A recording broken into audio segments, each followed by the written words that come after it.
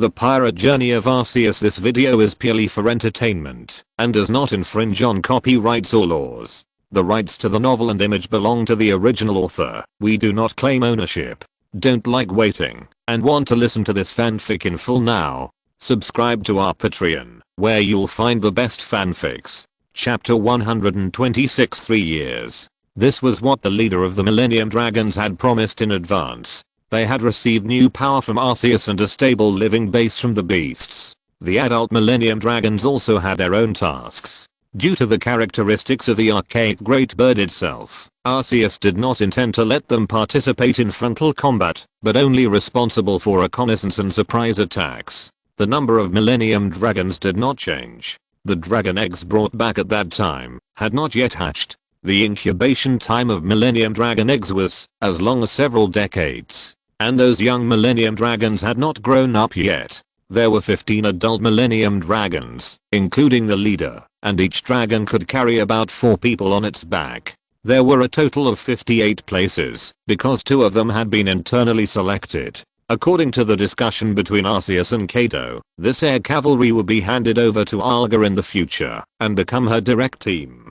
Because only Arceus and Elizabeth could talk to the Millennium Dragon, Arceus could not be a scout himself, so Elizabeth, who could communicate, was an indispensable member. Due to the characteristics of its binding with Olga, this team also belonged to her by default. Olga was very happy at first. Flying is one of the dreams of mankind. It is very good to lead such a team. However, she has to learn an additional subject of air combat, and the lesson plan is compiled by other cadres of the beast. Kaido, Quinn, Jin, and Shaina all have the ability to fly. Jin and Shaina have been able to fly since childhood, so they know what to pay attention to in air combat. Arceus added a lot of details. He is the only one who knows what a large-scale air combat is like. After all, the technology tree of the pirates is very crooked. Even if the laser launcher is invented, even if the maneuvering device can make the ship take off, there is no flying vehicle such as an airplane. First, the team conducted a recruitment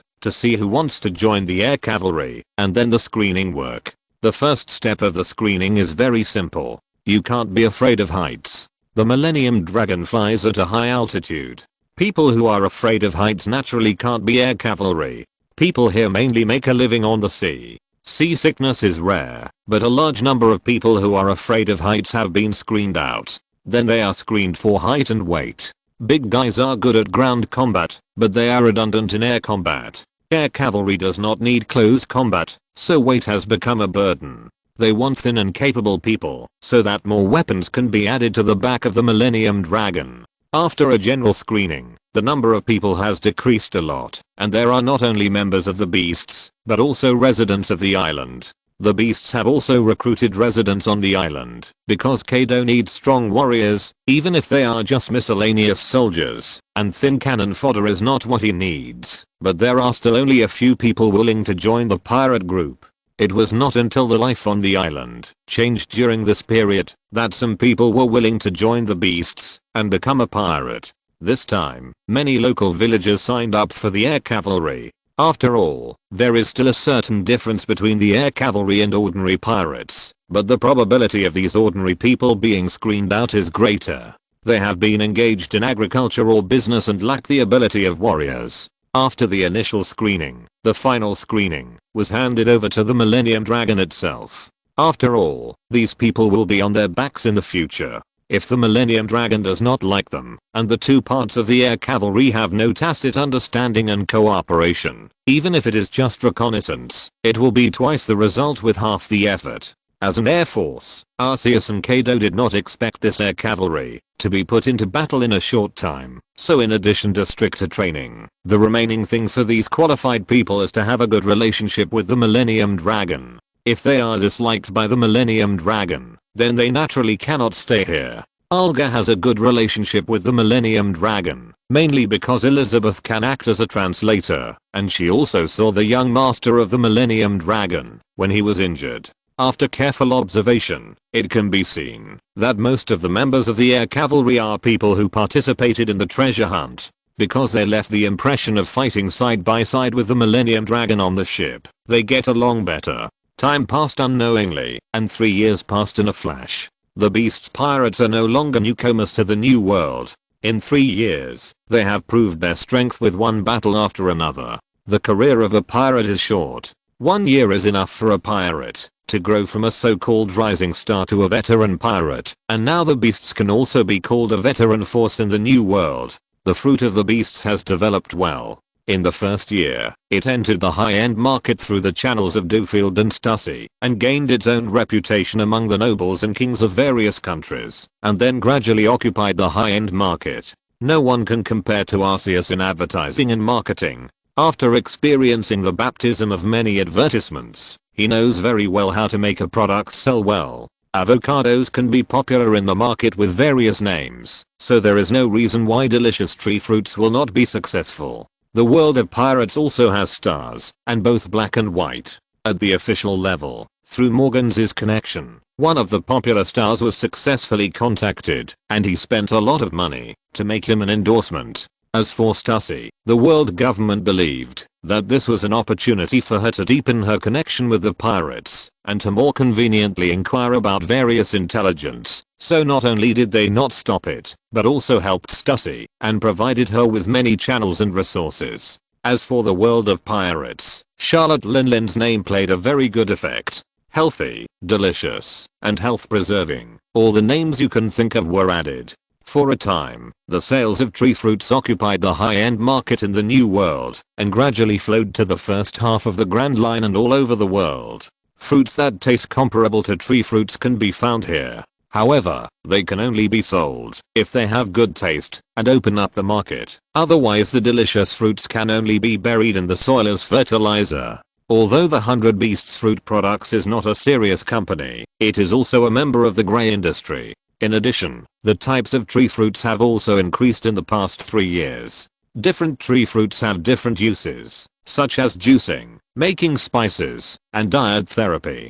Relying on these tree fruits, the 100 Beasts Fruit Products vaguely became the 7th king of the underground world as a fruit king, monopolizing part of the high-end market. After the brand image was established, they could sell the same source of goods at a higher price, and more consumers could believe in them. The 100 Beasts Fruit Products also made it easier to sell Captain John's treasures. With their own white gloves, the 100 Beasts did not need to rely on middlemen in some matters. Without middlemen, who made a profit from the price difference, their business can be said to be thriving. Moreover, the original incident has not been exposed. Although some people have found some clues, the evidence disappeared quickly. All of this is due to Spandine's stubbornness. In order to reduce his own responsibility, he firmly believes that all of this is Plilt's fault. At the same time, Olga will inevitably pretend to be Plilt when she goes out to purchase, which is also part of the reason. The world government is still looking for Plilt's traces, but Plilt has always been like a ghost, and his traces can never be found, so he gradually got the name of Ghost Captain.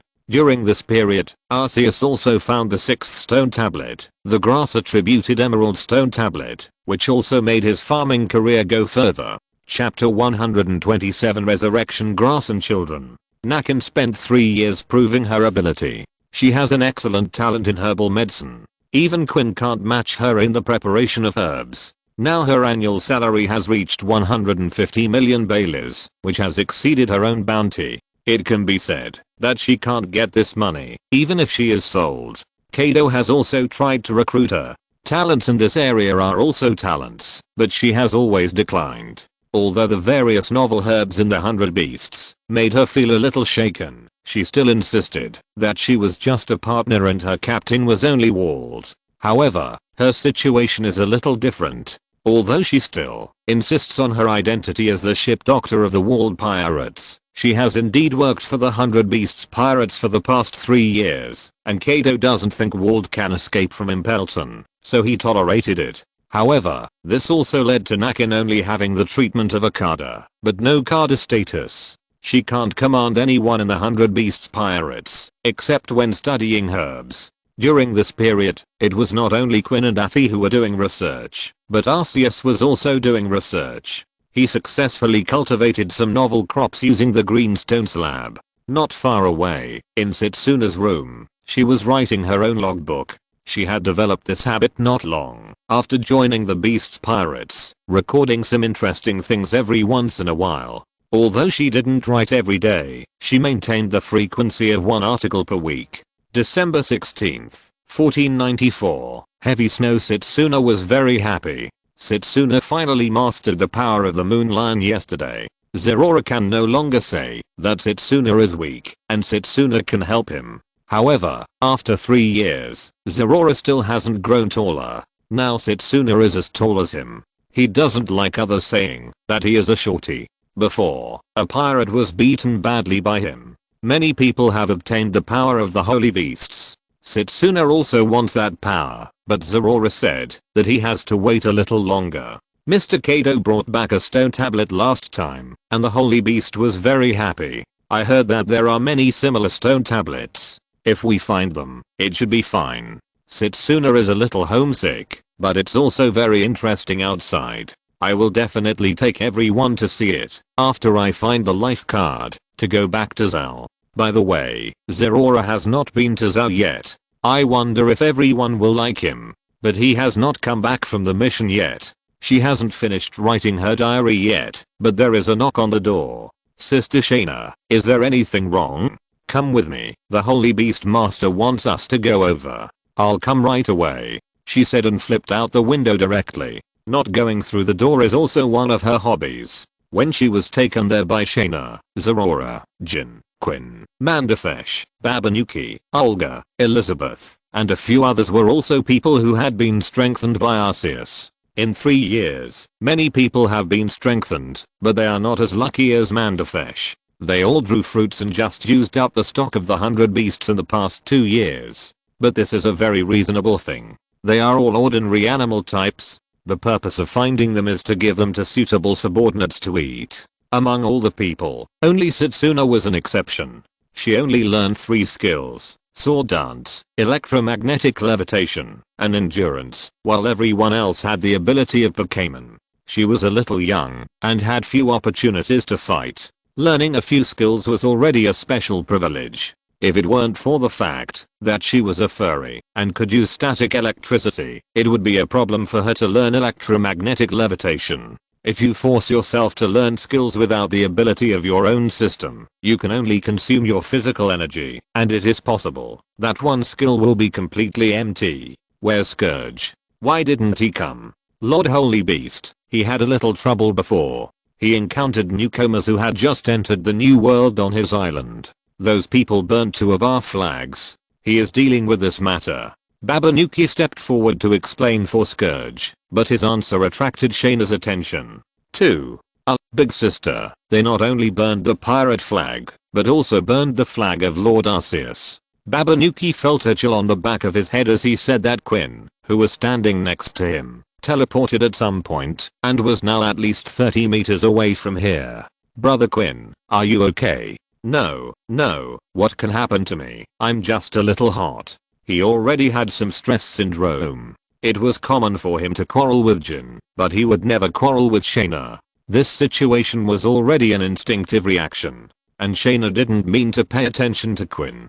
Don't worry about that guy. Then what? Scourge has dealt with them, but it took some time, so he didn't get here on time. Burning the flag, or burning the flags of Arceus and Kaido at the same time, this was a blatant declaration of war in the eyes of the beasts. Without asking, Scourge knew how to deal with such people. Only their blood could wash away this shame. Okay, it's good that it's been solved. This time I called you to give you something. If Scourge is not here, Babanuki, you can pass it to him later. As he said this, several measuring hands each held a box in front of them, and inside was a somewhat withered hay. My lord holy beast, what is this? Your New Year's gift, resurrection grass.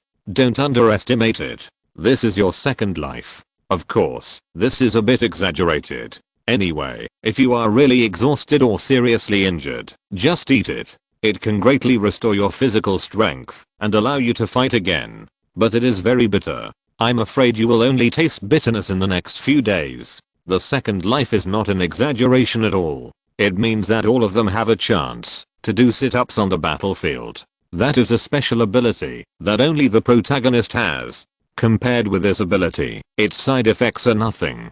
There are not many of this kind of resurrection grass. The original effect of resurrection grass is effective for Pokemon. Even if they gain the ability, they still belong to humans and other animals. Only Zorora can eat resurrection grass directly. This is also the reason why Arceus successfully improved the resurrection grass after finding the green slate. Only with the grass type slate can he have a higher control over plants. The room was a little quiet. Even Shaina and Jin were shocked.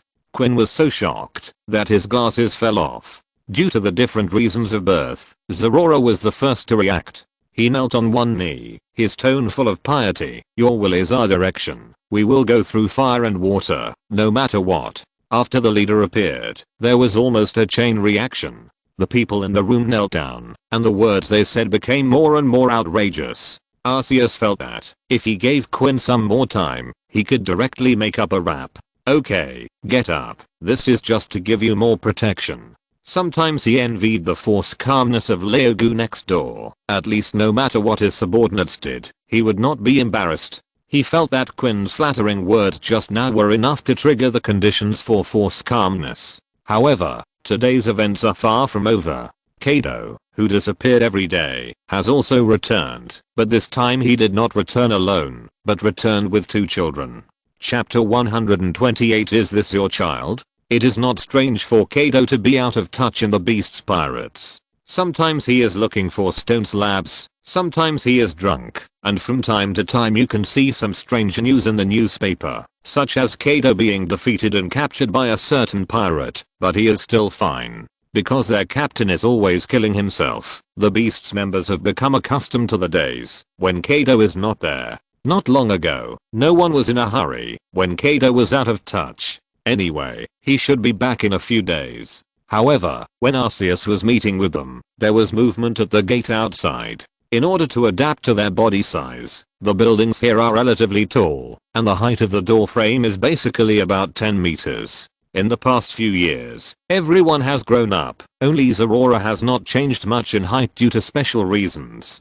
Jin and Shaina are now 19 years old and are already adults. Jin has grown very fast in the past 3 years and now has reached 6 meters, completely catching up with Quinn's height. Due to gender differences, Shaina did not become such a little giant like Jin, but her height has also reached 3 meters, but her own pressure is not small at all. After a few shakes, the door was pushed open. Kaido pushed open the door of the house in the snow outside. Hey, you are all here. I just want to show you something.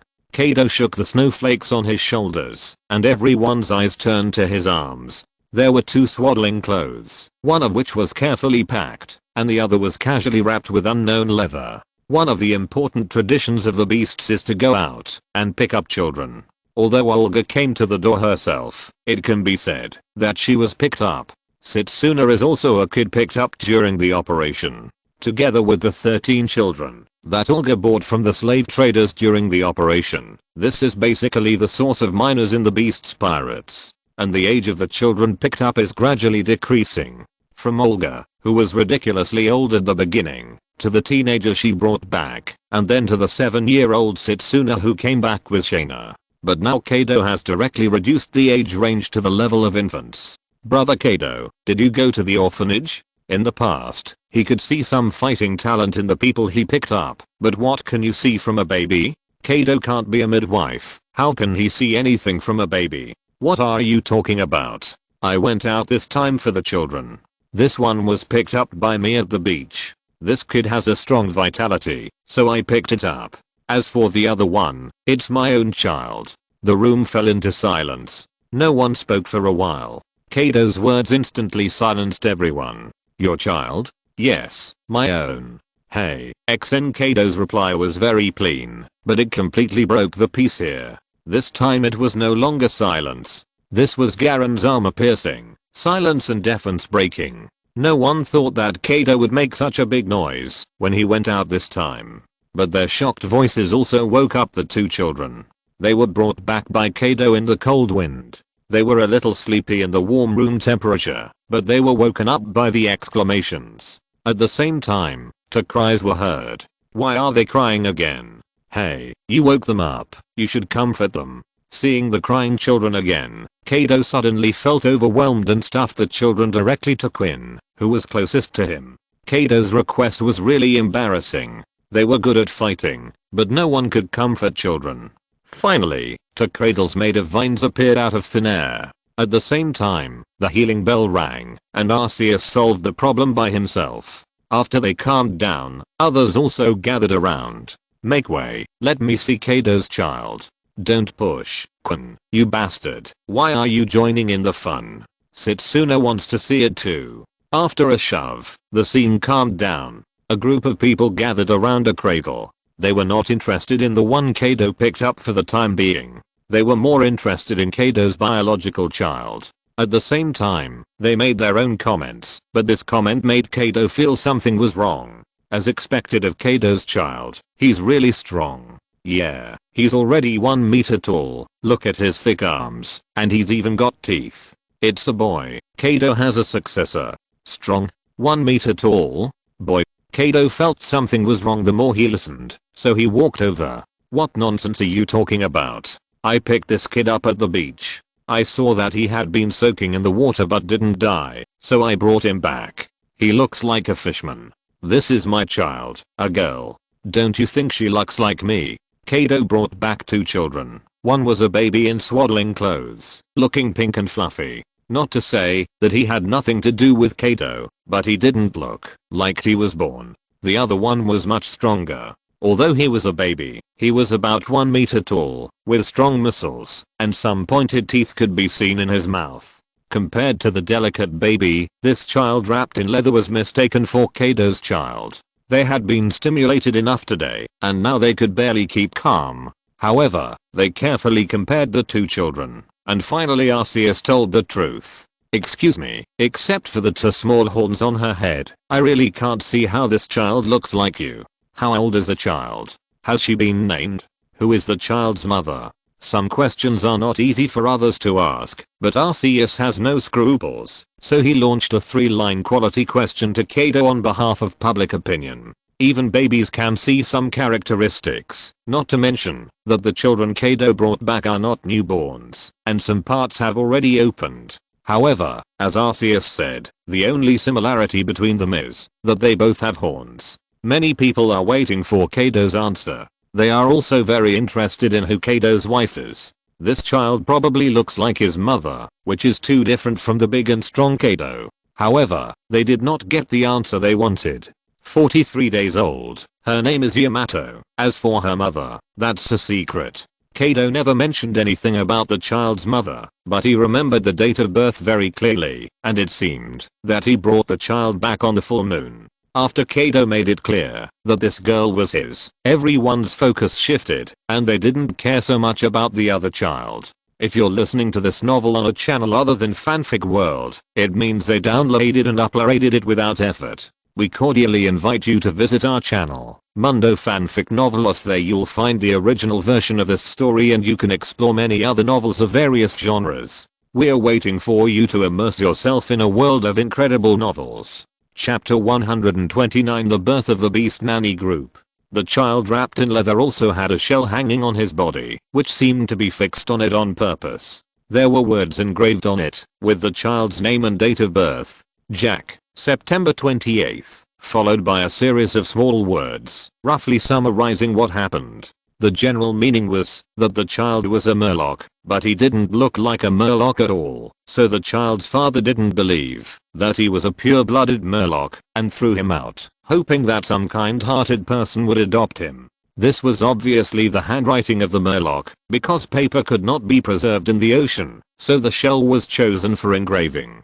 Olga was not an adult at all, so among all the people present, Shaina was the only adult woman. She was currently rocking the cradle gently, recalling the past. Many years ago, in addition to her engine, the Lunaria tribe actually had a younger child, but he did not survive. The Lunaria tribe had a strong ability to survive, but their babies were still very fragile, and the child did not survive during the escape.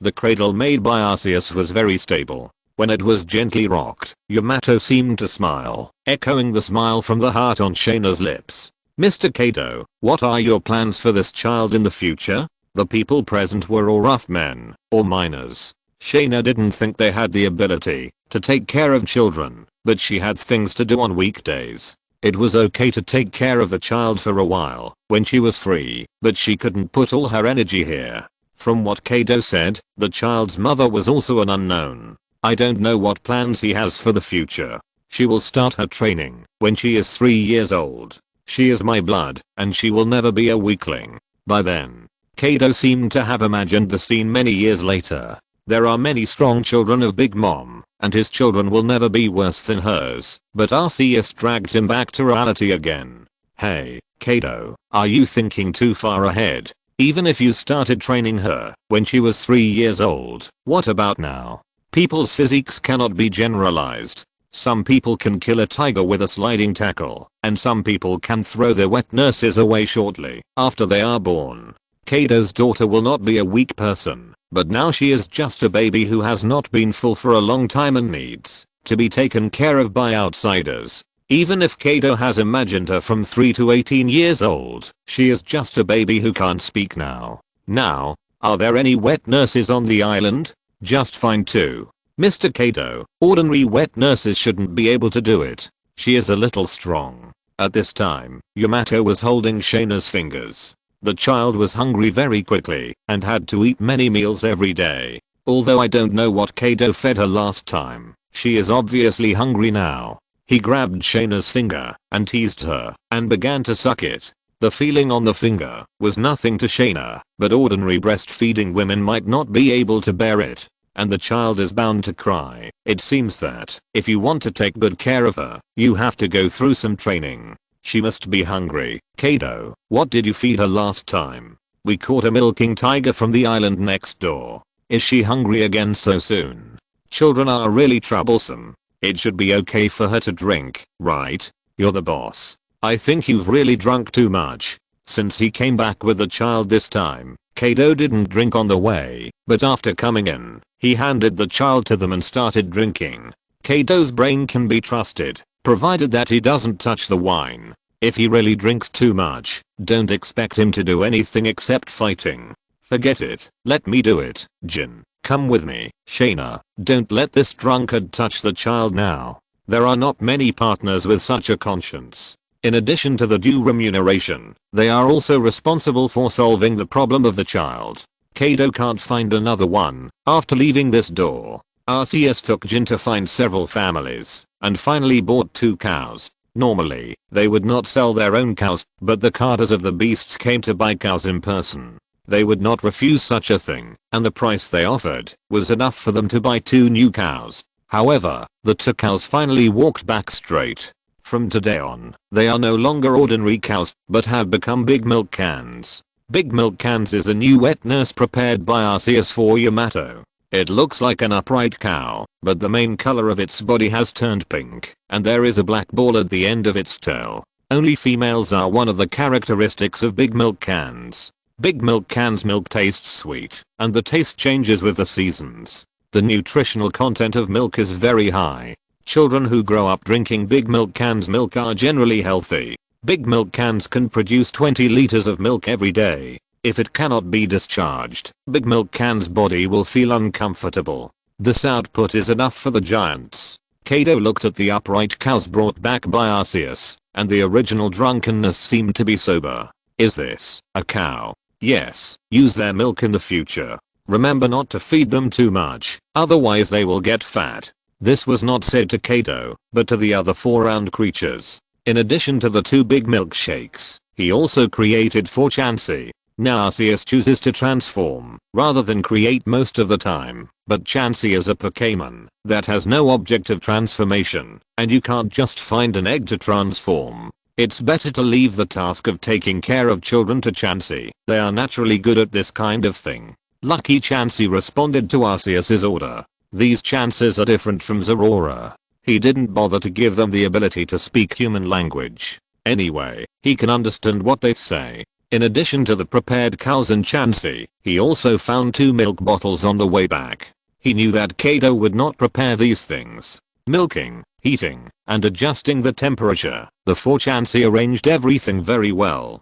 This is their nature, and this is also one of the reasons why Chansey is mostly an assistant in the Pokemon Center. By the way, add milk to Big Mom's product list. The two children won't use much, and more than 30 liters can be stored every day. Even if some of it is digested internally, the remaining will be enough for her. The milk in the Big Milk can does provide a lot of calories, but it doesn't matter as long as the calories can be consumed. Yamato is still just a child, so you have to pay attention to the amount of food and calories, such as adding some water appropriately. But Big Mom doesn't have such scruples, and she herself doesn't care about such things. She has already shown signs of gaining weight. You are really thoughtful. Why don't you just be her godfather? When she grows up, it will be easier for her to help you find those things. Chapter 130, Jigglypuff's Egg. They have been searching for 3 years, but they only found that one piece, which made Kaido realize that this would be a big project. He did not slack off, but there was nothing he could do if he could not find it. It was no joke to let his daughter recognize him as her godfather.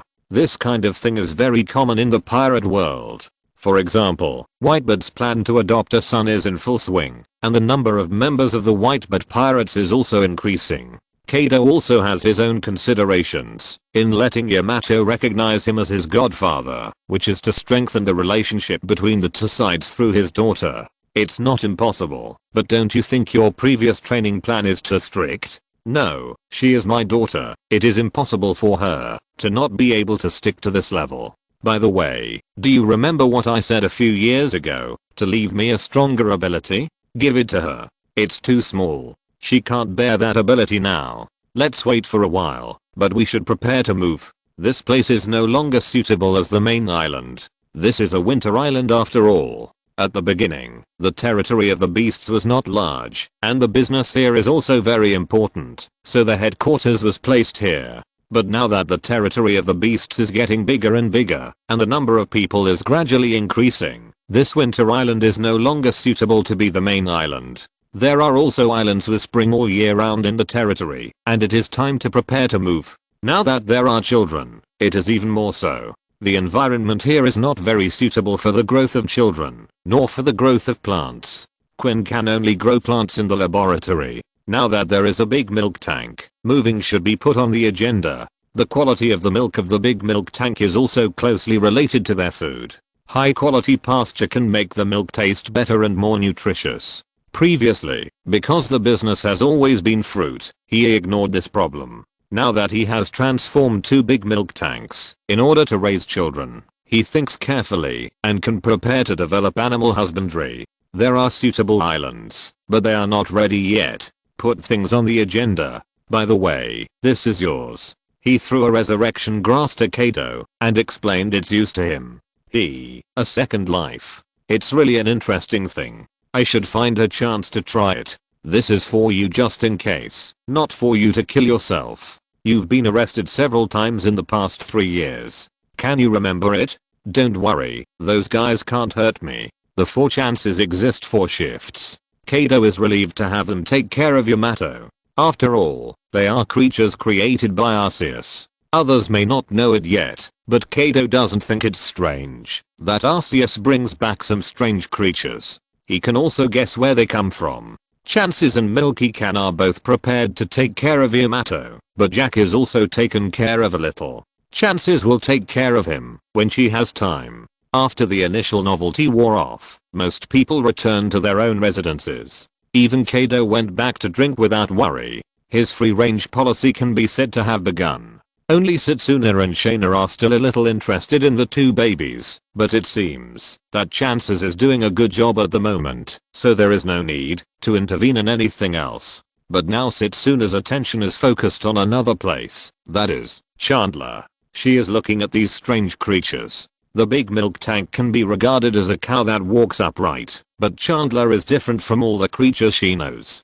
The pink round body is like an egg. There are hair-like extensions on the top of the head. Of course, the most important thing is that there is a pouch-like object in front of the body, and there is a big egg inside. Arnold, can I eat that egg? It looks delicious. She looked at Chandler, who was doing nothing on the side, and asked her question curiously. Lucky? Chandler shook his head at Setsuna. Although he had no neck, he still moved his body to make this movement. Chandler's eggs can be eaten and are also rare delicacies. If necessary, they can produce several eggs every day, but they rarely give eggs to others. Usually they will carefully protect their eggs. Chandler is a very gentle Pokemon. It will only take out its eggs and give them to the creatures they like or think are injured and need nutrition. Intuition told Setsuna that the egg was delicious, so she asked this question, and Jigglypuff seemed to be struggling whether to give her an egg. Although they could not speak like Zorora and had extremely high strategic significance, they were only created as nannies, but they also gained some knowledge from Arceus. Lucky Jigglypuff seemed to be a little unsure of his decision when asking Arceus. Just do it according to your mood, don't think so much. He still loved the creatures he created and would respect the customs of this race, such as Jigglypuff's emphasis on eggs. The Jigglypuff thought for a while and took out an egg and handed it to Setsuna. Thank you, I'll grill fish for you tomorrow. Although Jigglypuff's pronunciation was only lucky, Setsuna could understand Jigglypuff's general meaning from it. In fact, according to the etiquette of the fur tribe, the best way to express friendship with a strange foreign tribe is to exchange clothes. But Jigglypuff really had nothing to exchange. So after rubbing her with Calochu, she left the sentence and went back with the egg. The next day, the news that Kaido had his own daughter had spread throughout the island. As Kaido's biological daughter and Arceus' adopted daughter, Yamato, who had just turned 1 month old, had a very high status here. However, an unexpected visitor also appeared on the island at this time. She came with Scourge's ship. Because he dealt with some newcomers who didn't know how to live or die, Scourge delayed his journey and only arrived at the nearby waters this morning. Just as he was about to return to the island, he was stopped by another ship, and an old woman came down from it. With white hair, a white cloth tied on her head, and 2 burning candles stuck on it. That strange dress seemed to Scourge to be mentally ill. Who are you? Can't you see the flag on the ship? The miniature machine gun embedded in his arm was raised directly. If he rashly entered the waters ruled by other pirates, he could choose to sink it directly. Hey, don't be so impatient, young man. I have a big business to discuss with your captain. He will meet me. I have seen it in the prophecy. Chapter 131 Black Charcoal Dusk Cicada. Throw this crazy woman into the sea. Who is in charge of patrolling here today? I will complain when I go back. How can anyone be allowed in? Looking at the old woman in front of him, Scourge showed an impatient expression. He didn't think such an old woman would have a deal with Kaido.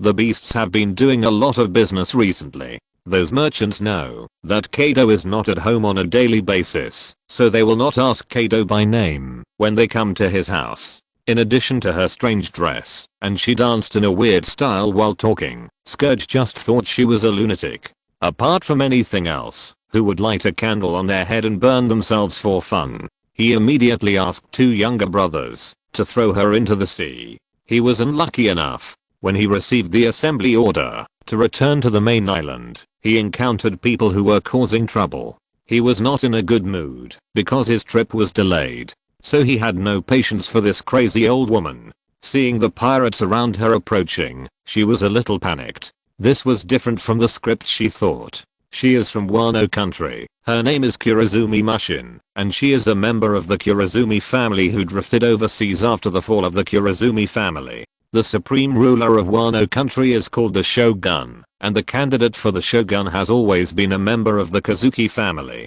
The 5 daimyo families of Amatsuki, Shimotsuki, Fujetsu, Ugetsu, and Kurazumi serve the Shogun of Wano country. Many years ago, the Shogun of Wano country had no offspring. In this case, who would be the next heir attracted the attention of several families. Amatsuki, Shimotsuki, Fujetsu, and Ugetsu all had their own opinions on the candidate for the next shogun. The daimyo of the Kurazumi family at that time, that is, the grandfather of Kurazumi Orochi, not only had ideas, but also took direct action. He planned to poison other daimyo and eventually take the position of shogun into his own hands. While other daimyo were still playing tricks, he took action, and the daimyo died one after another, and these things were disguised as civil strife. The death of the daimyo made the general of Wano country at that time unable to recover. The Kurazumi family thought that the position of general was already in their pockets. However, Things did not go as planned.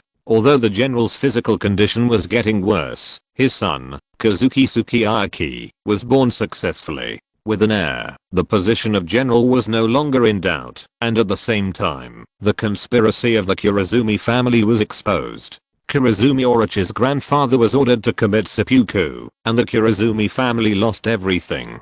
Everything was taken away by the general. The Kurazumi family has been living on the streets since then, and has become a existence that everyone wants to kill. Kurazumi Mushin also left Wano country for this reason at this time, but she thought that these were all Kazuki Sukiyaki's fault. If he had not been born, then the Kurazumi family would become the new general, and none of this would have happened. After a while, she returned to Wano country and found Kurazumi Orochi and told him the prophecy that he would become a general. After that, let Kurazumi Orochi save money to make weapons. Although Wano country is closed to the outside world, it has technology that the outside world does not have. With the weapons of Wano country, he can find someone to rely on, a military backing that is enough to support Kurazumi Orochi to become the general. Because Kazuki Oden's personal strength is not something they can deal with, they must seek help from the outside world. It doesn't matter who this person is.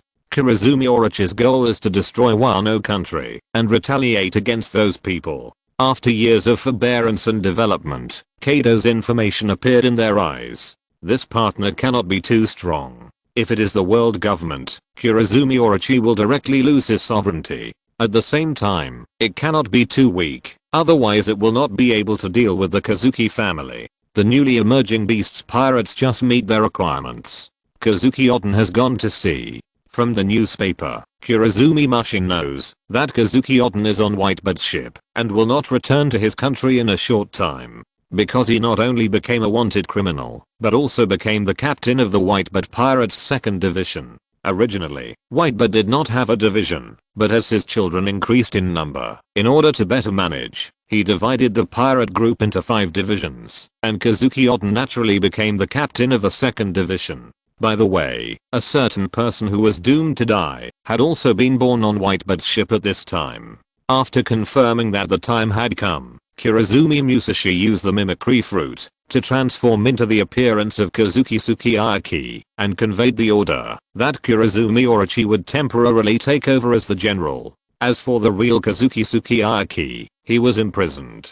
The situation inside Wano country is still okay now, so Kurazumi Musashi decided to go out to find manpower and came to the territory of the beasts. However, her first step was not smooth. There was no other meaning to tying a candle on her head, but just to shape the image, because there is a monster called the ugly hour girl in the culture of Wano country, and this image is usually represented as a villain in Wano country. The light and shadow of the candlelight can make people more intimidating, but in Scourge's eyes, she is a psychopath. She is an old lady with no fighting power at all. The imitation fruit can only make her sink deeper at this time, but it can't play any role at all. Seeing that Scourge is going to play for real, she can't continue to pretend to be deep, and hurriedly shouted, "Wait. I really have a deal with your captain. This is a big deal for the whole country." Now the problem comes to Scourge. He can't prove that what Kurazumi said is true, but at the same time, he can't prove that her words are false. If what she said is true, he will make a big mistake if he ruins the deal. "You'd better not lie to me and take her to the island with you." Putting the muzzle of the gun against her head, Scourge gave another instruction unceremoniously. In the hall, Kurazumi met Kaido as he wished. Kaido leaned back in his seat. On the high platform behind him sat Jin and Quinn.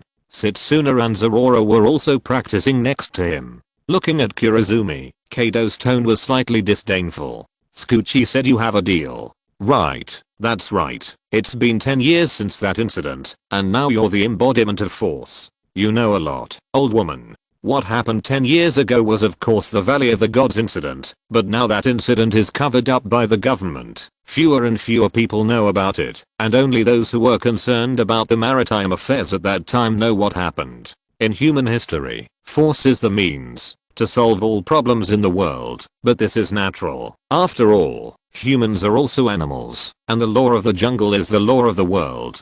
Indeed, that's the truth. But what exactly do you want to say? The remnant of rocks will all come to the fore. This is an era where heroes are judged by weapons.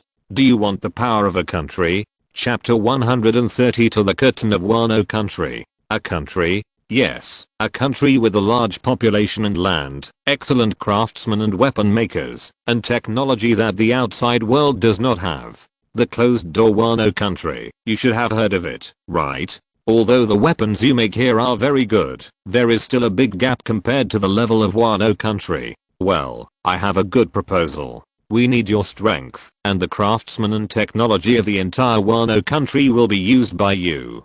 Kurozumi Mushin told her proposal that Kaido would help them completely rule Wano Country and let Kurozumi Orochi become a general with real power. Then Kurozumi Orochi would help him with all his strength and produce weapons for him with the whole country's strength. She knew that the other party was a pirate, and he was also a remnant of rocks. It was best to trade with such a person and directly explain the interests. As for the damage caused by the construction of a large number of factories, it had nothing to do with them. The Kurozumi family had been destroyed, and after a large number of tribesmen died, the biggest goal of these remaining Kurozumi tribesmen was to retaliate against everything in Wano Country. This is also the reason why Kurozumi Mushin came to Kaido. After all, he is not only a pirate, but also an excellent businessman.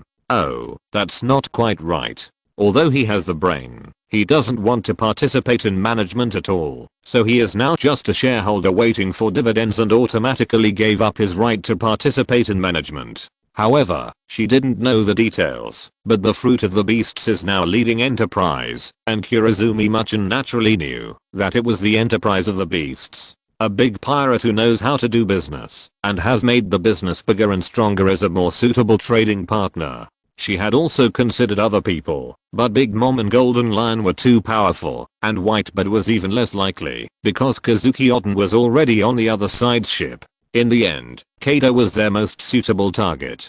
Then Kurozumi Mushin continued, Wano Country also has something that the outside world doesn't have. It is the only large Seaston vein in the world. As long as you cooperate with us, these are all yours, and you can get huge profits from it. Whether it is to build an army or something else, these are what you need, aren't they? It's not that the outside world can't find Seaston at all, but if you want a stable Seaston production site, then the only choice is Wano Country. Wano Country has been closed for hundreds of years, but there is still Seaston flowing in the outside world. Some of them were secretly taken out by some individuals in Wano Country. Even if the country is closed, some people will choose to leave. Wano Country is not an absolute iron bucket. As long as you want, you can still leave. Such people have appeared from time to time over the past few hundred years. There are also very few that were found in the outside world, because natural changes cause P particles to condense and eventually form scattered Seastons in the outside world, and then they are discovered by the outside world. Good suggestion, but why should I unite with you? In this way, you still have to take half. Why don't I just take it? You'd better give me a good reason. In essence, he is still a pirate. Robbery has always been the most direct way for pirates to obtain things. According to Kurozumi Murasaki, his direct occupation of Wano Country is the most direct means. There are many businesses in the beasts. After doing more business, Kaido began to hate the middleman link. Hey, Kaido, Wano Country is different. It is not a powerless island that you can control. Wano Country has a population of over 1 million. It is a big country even in the New World, and the samurai and daimyo in the country are all very powerful. Wano Country is very exclusive. You cannot completely occupy it without an orthodox title. Even if you can oppress them by force, you will suffer great casualties in the face of the terrain of Wano Country, and you will have to face countless rebellions. If you unite with us, you will get everything you want, and you don't have to worry about anything. Isn't that good? Kurozumi Murasaki's reason can barely make Kaido accept it, and his men are also his own fighting force. They can die in battle, but they cannot die in vain. If you fight for a country and use up all your hard-earned base, then it will be a bit of a loss. So according to what you said, you have already got the so-called orthodoxy? Yes, I'm the user of the mimicry fruit. I can transform into other people. The current general of Wano Country has been imprisoned, and now our people are the acting generals of Wano Country. Kurozumi Murasaki didn't care about telling Kaido about this. If Kaido accepted her proposal, he would tell him about this sooner or later. If Kaido didn't accept it, then his news would not reach Wano country. She didn't believe that a pirate would be a goody-goody and do meaningless things, such as helping those people in Wano country to maintain orthodoxy. Besides, even if he was really a goody-goody, those who had been closed off for a long time would not believe him. Wano country has been blocked for a long time, and even the world government is full of unknowns about the current situation in Wano country. The closed life makes everything in Wano country different from the outside world. For example, Bailey circulated in King Hei's waste paper in Wano country. They use a special currency of gold and silver. Moreover, the people inside have no understanding of the outside world. Newsbirds will not approach there, and Dendenmushi cannot communicate with Wano country, not because of signal shielding, but because of species differences. Dendenmushi is just a special snail. After modification and adding accessories, it becomes a Dendenmushi. However, they have no objection to this. These snails like this kind of life of being raised. There are no Dendenmushi snails in Wano country. Instead, there is a kind of snail. These snails have the same function as snails, but snails do not have the ability to communicate with snails, so Wano country's external information exchange is basically zero. Devil fruit ability users are called sorcerers in Wano country. It is very difficult to make ordinary people in Wano country understand the imitation fruit. People there don't know why they have strange abilities, even if they eat devil fruits by mistake. Very good, then why do you want to look for power in the outside world? According to Kirizumi Mushin, Wano country is already in their hands, so why find someone from outside to share the power in their hands? This is because of him. This damn Kazuki family's heir Kazuki Oden. He went to sea to give us this opportunity, but he is still alive. Once he returns to Wano country, the position of general will fall back into his hands. Kirizumi Mushin took out a newspaper and pointed at the news picture on it with gritted teeth. This is the national condition of Wano country. As long as the Kazuki family still has heirs, no matter how incompetent he is, the general of Wano country will only be him. Kirizumi Orochi is only the acting general now, and he can only be the acting general under the current circumstances. If you want to get the position of general forever, you must get rid of the people of the Kazuki family. Wano country has an area of 44-45 square kilometers and a population of 1.1 million. This data was inferred by people on the internet, based on the situation there in the Edo period. The original book did not explain it clearly, so this data was used. Chapter 133. It is easy to invite a god, but difficult to send him away. Kazuki Oden is different from other daimyo of Kazuki family. His military power is so high that no one left in Kirizumi family can match him, so they can only go out to seek external forces. Kaido took the newspaper and looked at the headlines of the news in that issue. The fierce general of the Whitebeard pirates, the samurai from Wano country. Jin, have we discussed this guy before? This newspaper is not a new issue. Kaido always feels that this guy is a little familiar. Well, Lord Ci mentioned him not long ago, but you were drunk at that time, so you told us. It's just that Whitebeard has adopted another son. Don't worry too much. In the new world, what cadres are under the big pirates? What are the abilities of those cadres? These are all things that need to be understood. This is an important intelligence gathering work among pirates, and Morgan's newspaper is the source of most of the information.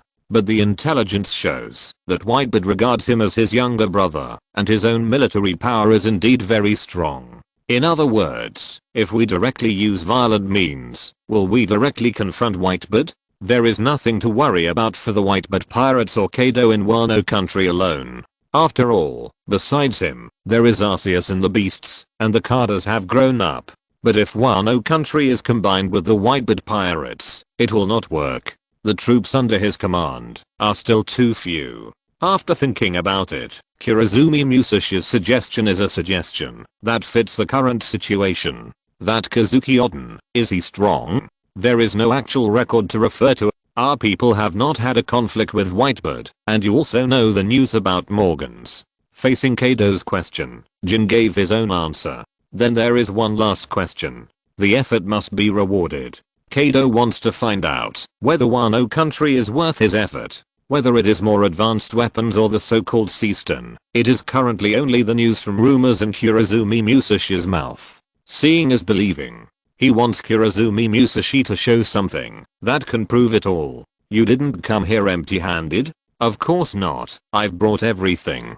Wano country is quite a distance away from here, and she certainly didn't row here alone. She doesn't have the ability to sail on the sea alone, and she has several followers with her. The boats driven by those people also came here with Scourge's boat. Then several boxes were moved in, containing various firearms and explosives. She didn't dare to bring these things in directly without Kaido's permission, otherwise it would be considered an assassination act. Quinn, go check the goods, and see if what the old woman said is true. Quinn is best at biochemistry, but his mechanical level is not bad either. After all, he is a person who can install a machine gun in his body. He took the weapon brought by Kurozumi Muchin, disassembled it into parts after a series of collisions, and then reassembled it.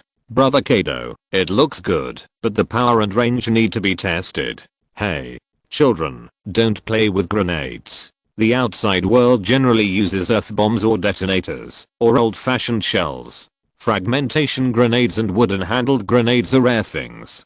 Due to the wrong technology tree, these things are even rarer than rocket launchers and shoulder guns. The main reason is that they are a bit useless. Facing strong people, these weapons that rely on throwing have no effect at all, so they ignore the research and development in this area. Setsuna has never seen a grenade. Seeing the things in the box, she picked up one out of curiosity. I'm 10 years old. The fur tribe is not considered a child at the age of 10. You are just a kid here. Children should not play with unfamiliar weapons that they have never seen.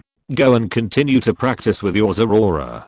Quinn grabbed Setsuna by the back of the neck and carried her back to Zerora. She and Zerora had just finished their sparring and were in the break time. Zerora was reading the newspaper Kaido had just put down, intending to understand the situation and report back to Arceus. Without noticing, Setsuna went to play with the grenade. Setsuna, be steady. Don't you want to be the king of Zhao? A king can't be rash. He stuffed a newspaper to Setsuna. It was some intelligence pictures of the navy about the whitebird pirates. Their cameramen must be more hardworking than ordinary soldiers. Setsuna also saw two familiar figures in the photos. Why do these two backs look so much like Inarashi and Cat VIP? But she couldn't be sure. The camera was mainly shooting Kazuki Oden, and there were only a few backs behind. The room was a little quiet for a while.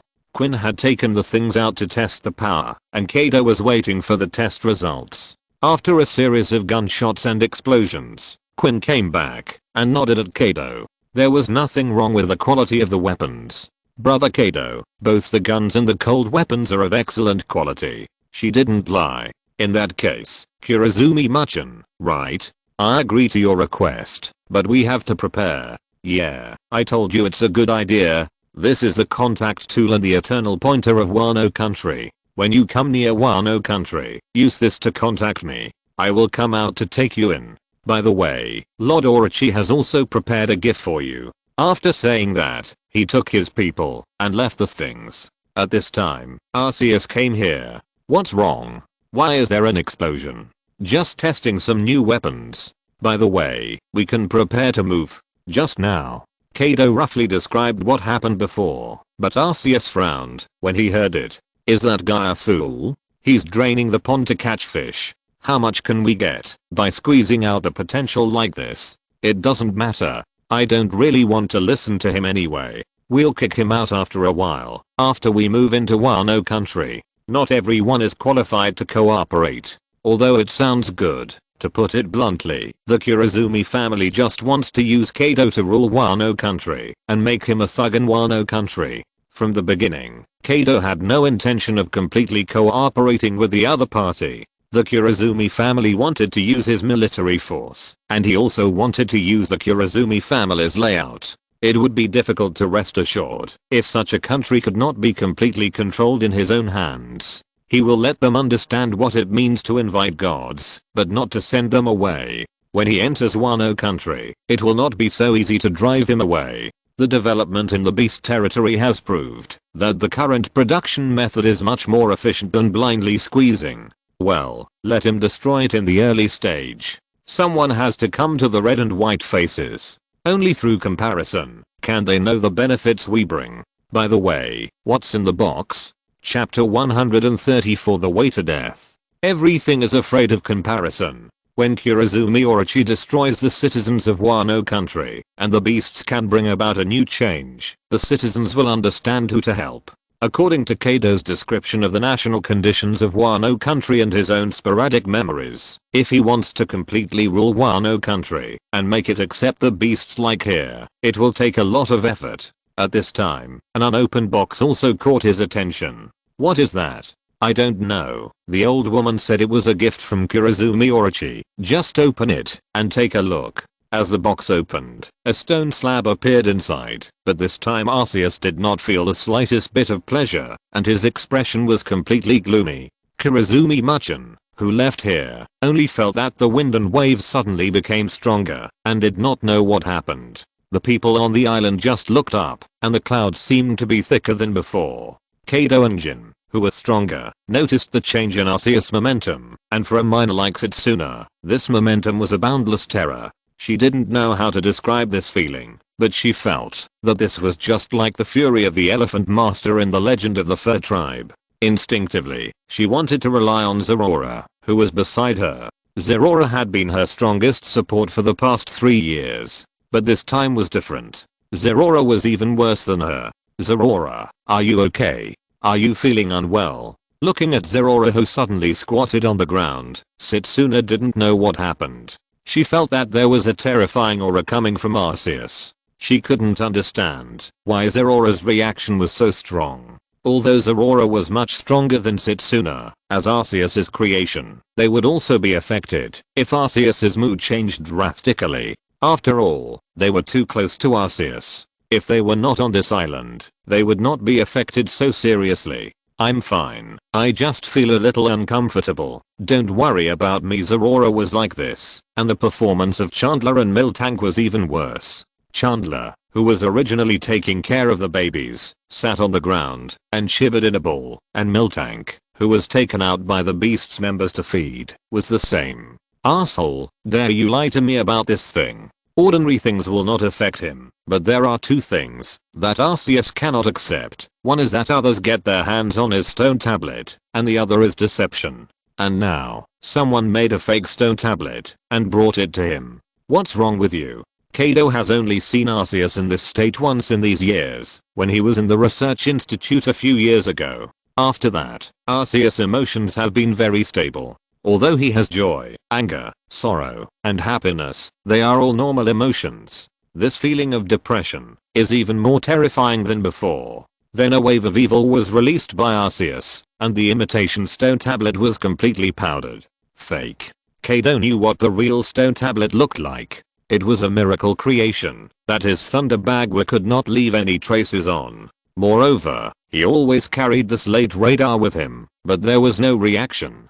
Before opening it, he had no idea that there was actually a fake slate inside. Yeah, a man-made fake. These people are really naive. In fact, the reason why there is this fake slate is also related to Kaido. He had previously released a smoke bomb at the tea party, wanting to use this indestructible slate to build a set of armor.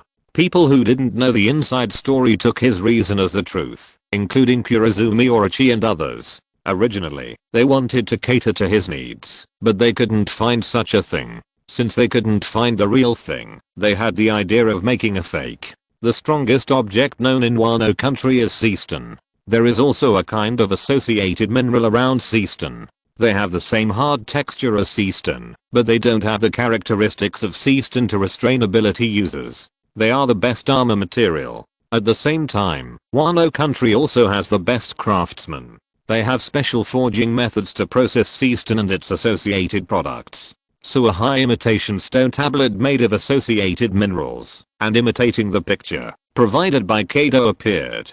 Kurozumi Orochi felt that Kaido would not be able to find out that it was a fake. After all, it had almost all the characteristics described in the Lost and Found notice. Whether it was the shape or anything else, it had achieved the highest craftsmanship of Wano country. However, this stone tablet only had the appearance, not the inequalities. It could deceive other people, but Arceus only needed to see at a glance that it was a fake. Kurozumi Orochi's original intention was to show goodwill to Kaido, but it hit Arceus's two thunder points, the stone tablet and deception. I understand, Jin, Quinn. Notify the little ones to prepare for war. Since they deceived you, they have to pay the price. Although Wano country is very important, forget it. I'll think of other ways later. It's just Wano country. I don't believe I can't defeat it. Kaido really doesn't like meaningless losses, but in the Beast's pirates, only these card as other people he really cares about. If Arceus gets so angry, he can accept it, even if launching a war will cost a lot of casualties. Wait. Kaido said this, and Arceus, who was angry, calmed down. After all, he was not the pure Arceus, and had his own ideas. Kaido could change his plan because of him, so he could barely restrain his anger. Kaido, I'll give you face. I will keep the Kurozumi family for the time being, but after your plan is completed, it will be their death. Kurozumi Orochi is the best opportunity to enter Wano country. An exclusive country desperately needs the help of a local. Orochi's behavior violated Arceus's taboo, but because of Kaido, he gave him a chance to probate, but the ending would not change at all. But in the remaining time, the beasts will drain his value, and then judge him. People always think in both directions. Kaido can choose to start a war in advance, or he can choose to endure for a while, and wait for the reckoning in the autumn. In that case, let's have a banquet. Aha. He couldn't keep up with Kaido's brain circuit. Although he took the initiative to say that he would not start a war for the time being, he was still a little caught off guard by the banquet the next second. When you are unhappy, you should have a party. We are pirates. Is there anything happier than a party? You should participate occasionally. What's the point of just watching from the sidelines? Come on, guys, let's have a party. It just so happened that the original summons had not been issued. A grand party was held in the Beast's pirates. Ordinary pirates didn't know why the party was held, but it didn't matter. Anyway, they should enjoy the party. As Arceus calmed down, the Pokemon on the island were no longer affected and resumed their original rhythm of life. Chapter 135 Yamato's 100 Days Banquet. Departure for Wano country.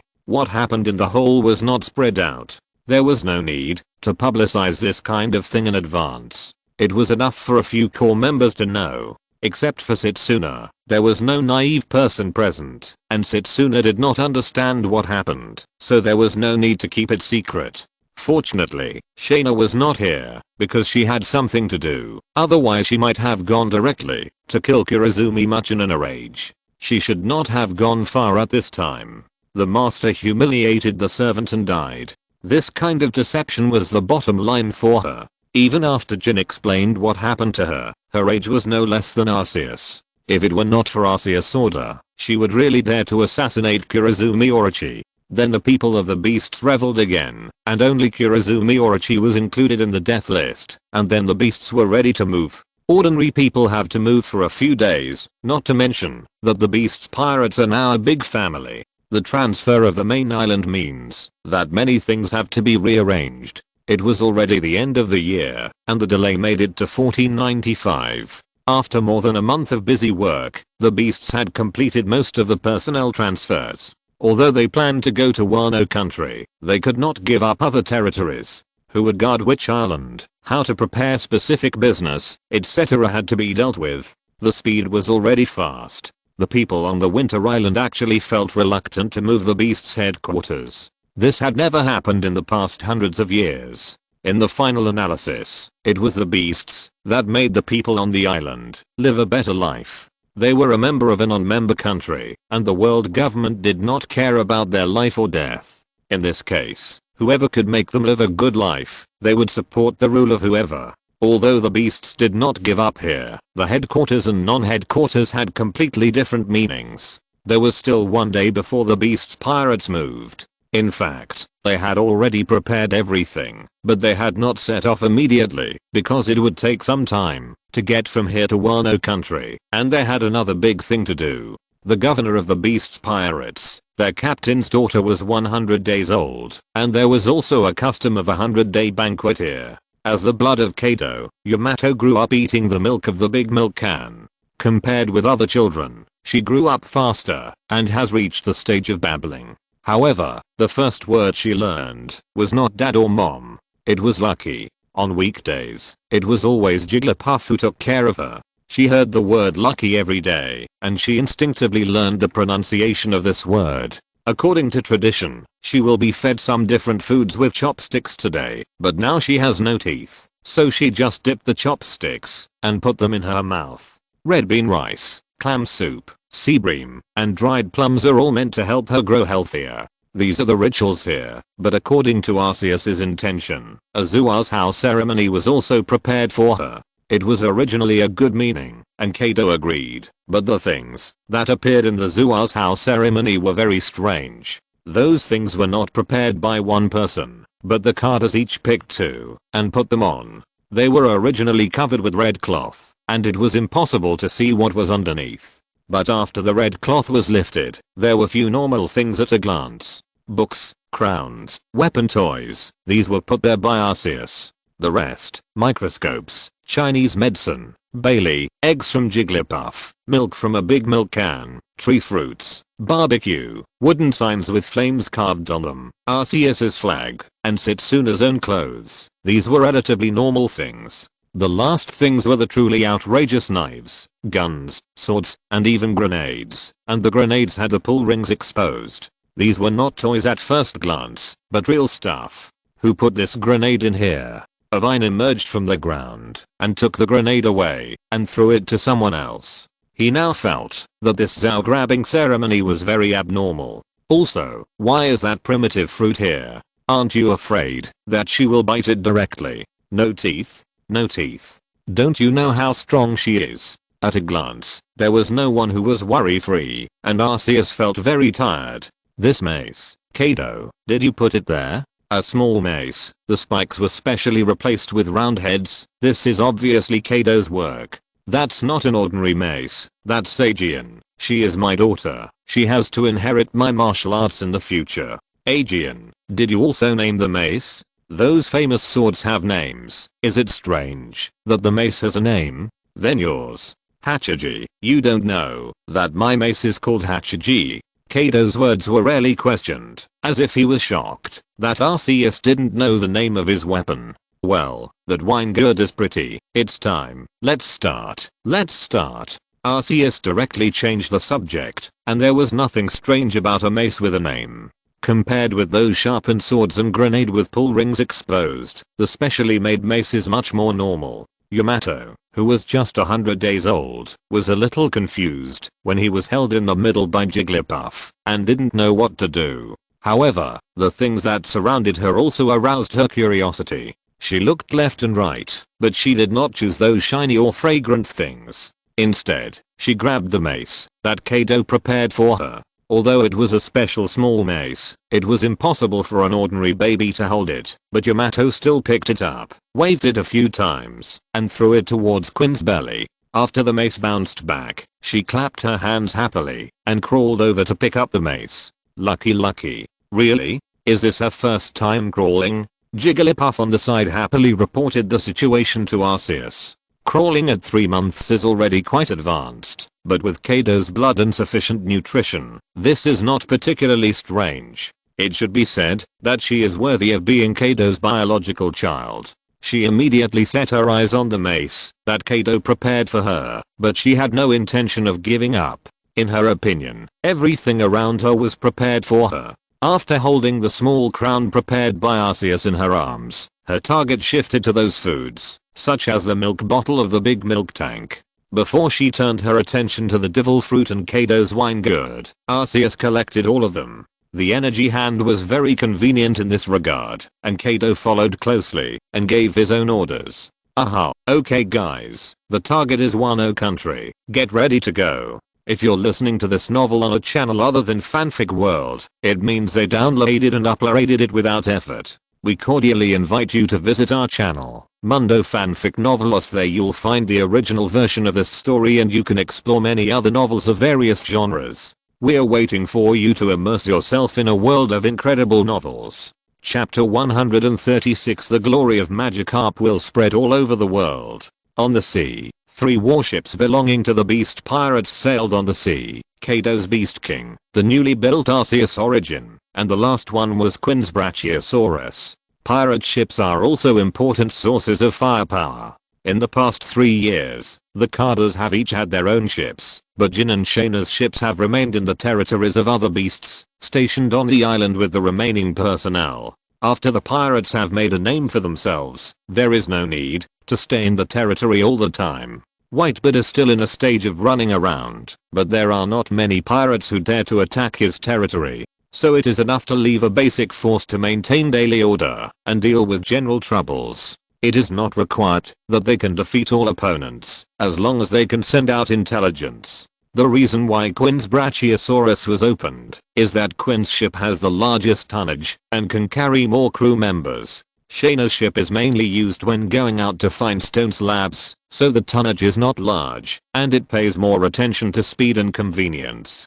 Jin's ship is relatively comprehensive. Only Quinn deliberately increased the size of the ship in order to carry more things. At the same time, his Brachiosaurus was also used for both business and war. When delivering goods to the big mob pirates, it was his Brachiosaurus. He named it himself because it could hide his true ability and sneak up on the opponent in an unexpected place, although it did not work. After a period of sailing, according to the eternal pointer left by Kirizumi Muchin, the ship of the Beast Pirates has arrived at the waters near Wano country and felt the changes here. The waves are turbulent, the wind is strong, and the waves are fierce. Compared with the relatively calm sea just now, the sea environment here can only be described as harsh. There are also some stone pillars standing in the sea water, and some broken hulls can be seen at the roots exposed to the sea.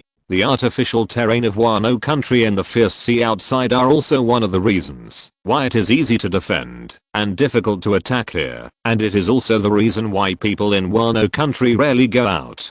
People in Wano country mostly row boats in the inland sea and inland rivers. They have not experienced strong winds and waves. With their navigation skills, the biggest possibility of going to the open sea is that the boat will capsize directly. Whitebeard encountered an accident here, which resulted in the ship having to be repaired in Wano country. The navigator on his ship is much better than the one in Wano country. The clouds in the sky are twisted, and it seems that a rainstorm will fall at any time. The navigator on the ship looks nervous and orders the sailors on the ship to adjust the situation of the ship. When sailing, they are the masters of the ship, and even the captain has to refer to their opinions. However, not everyone is so nervous. Yamato is getting more and more skilled in climbing. She doesn't have the nervousness of those pirates outside, but she thinks it's fun to see the ship shaking. She had been crawling on the deck before, and the 4 Jigglypuffs were running around behind her. As for Jack,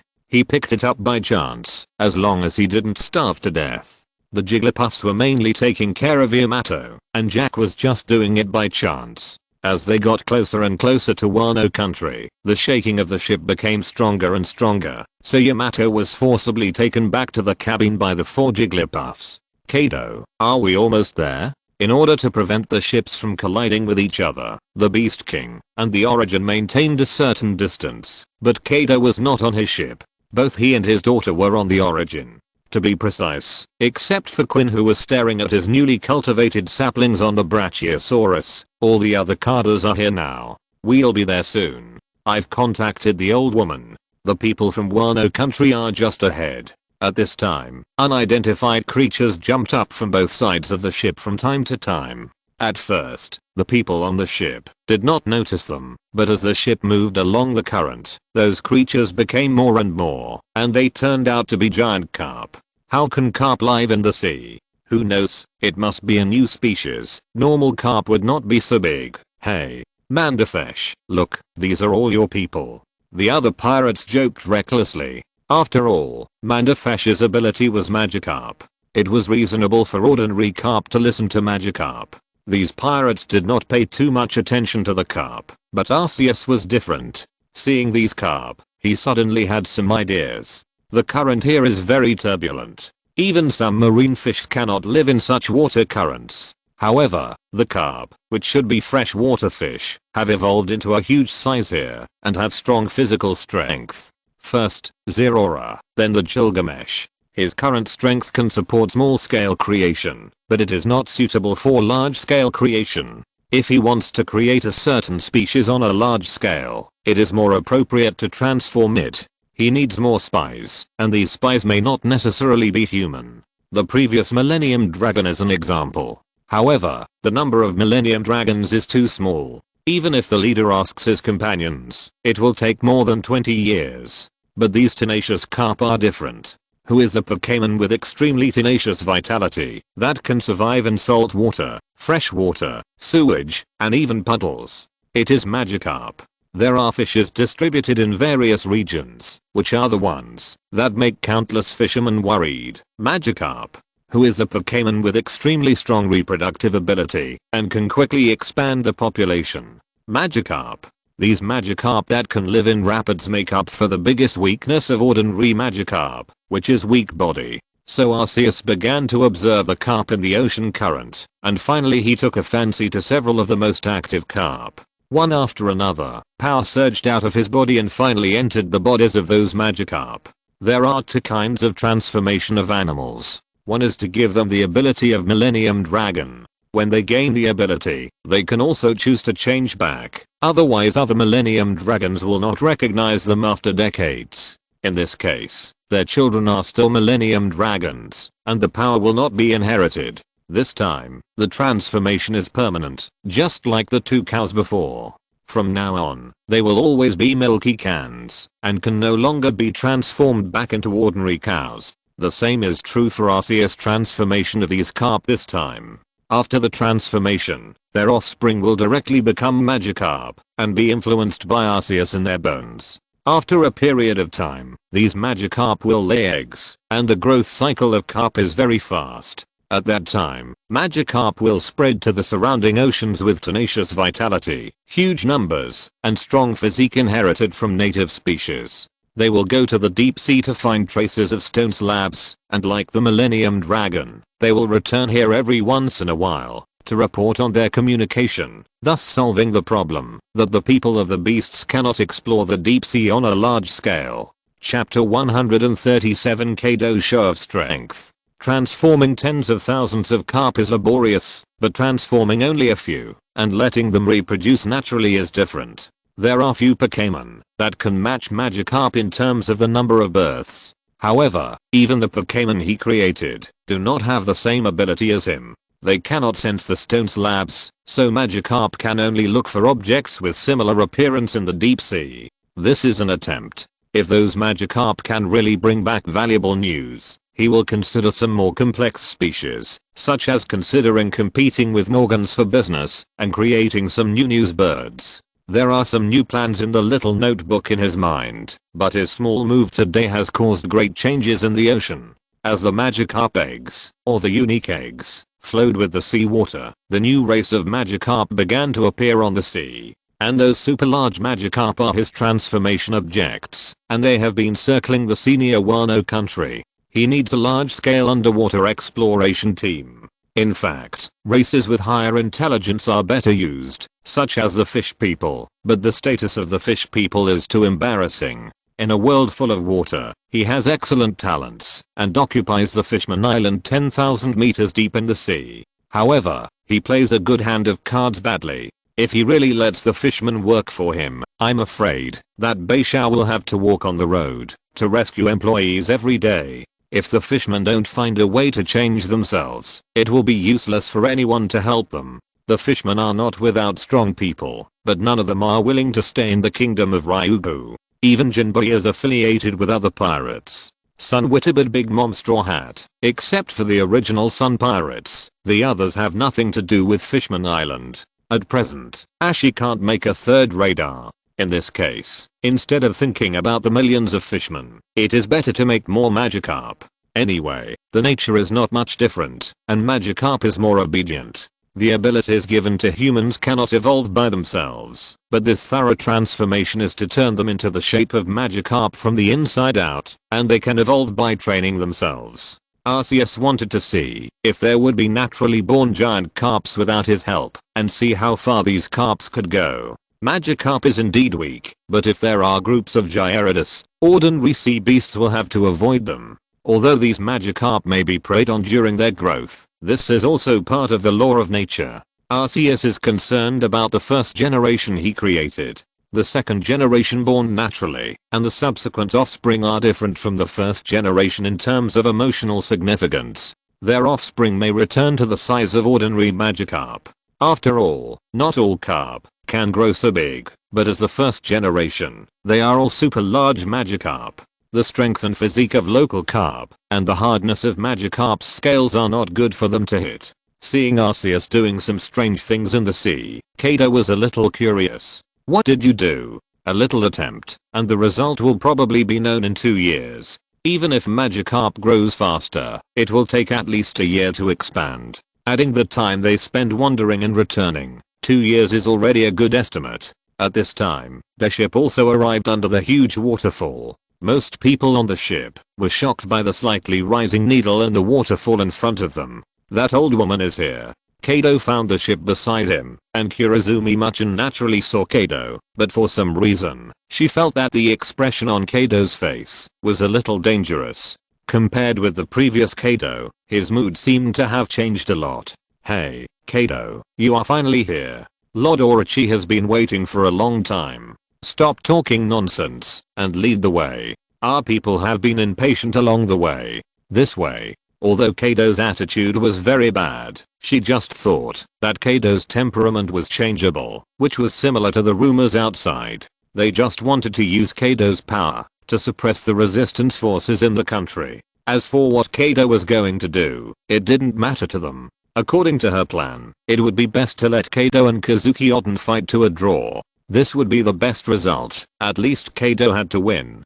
Kurozumi Orochi's impression of Kazuki Oden is still at the stage of being a madman.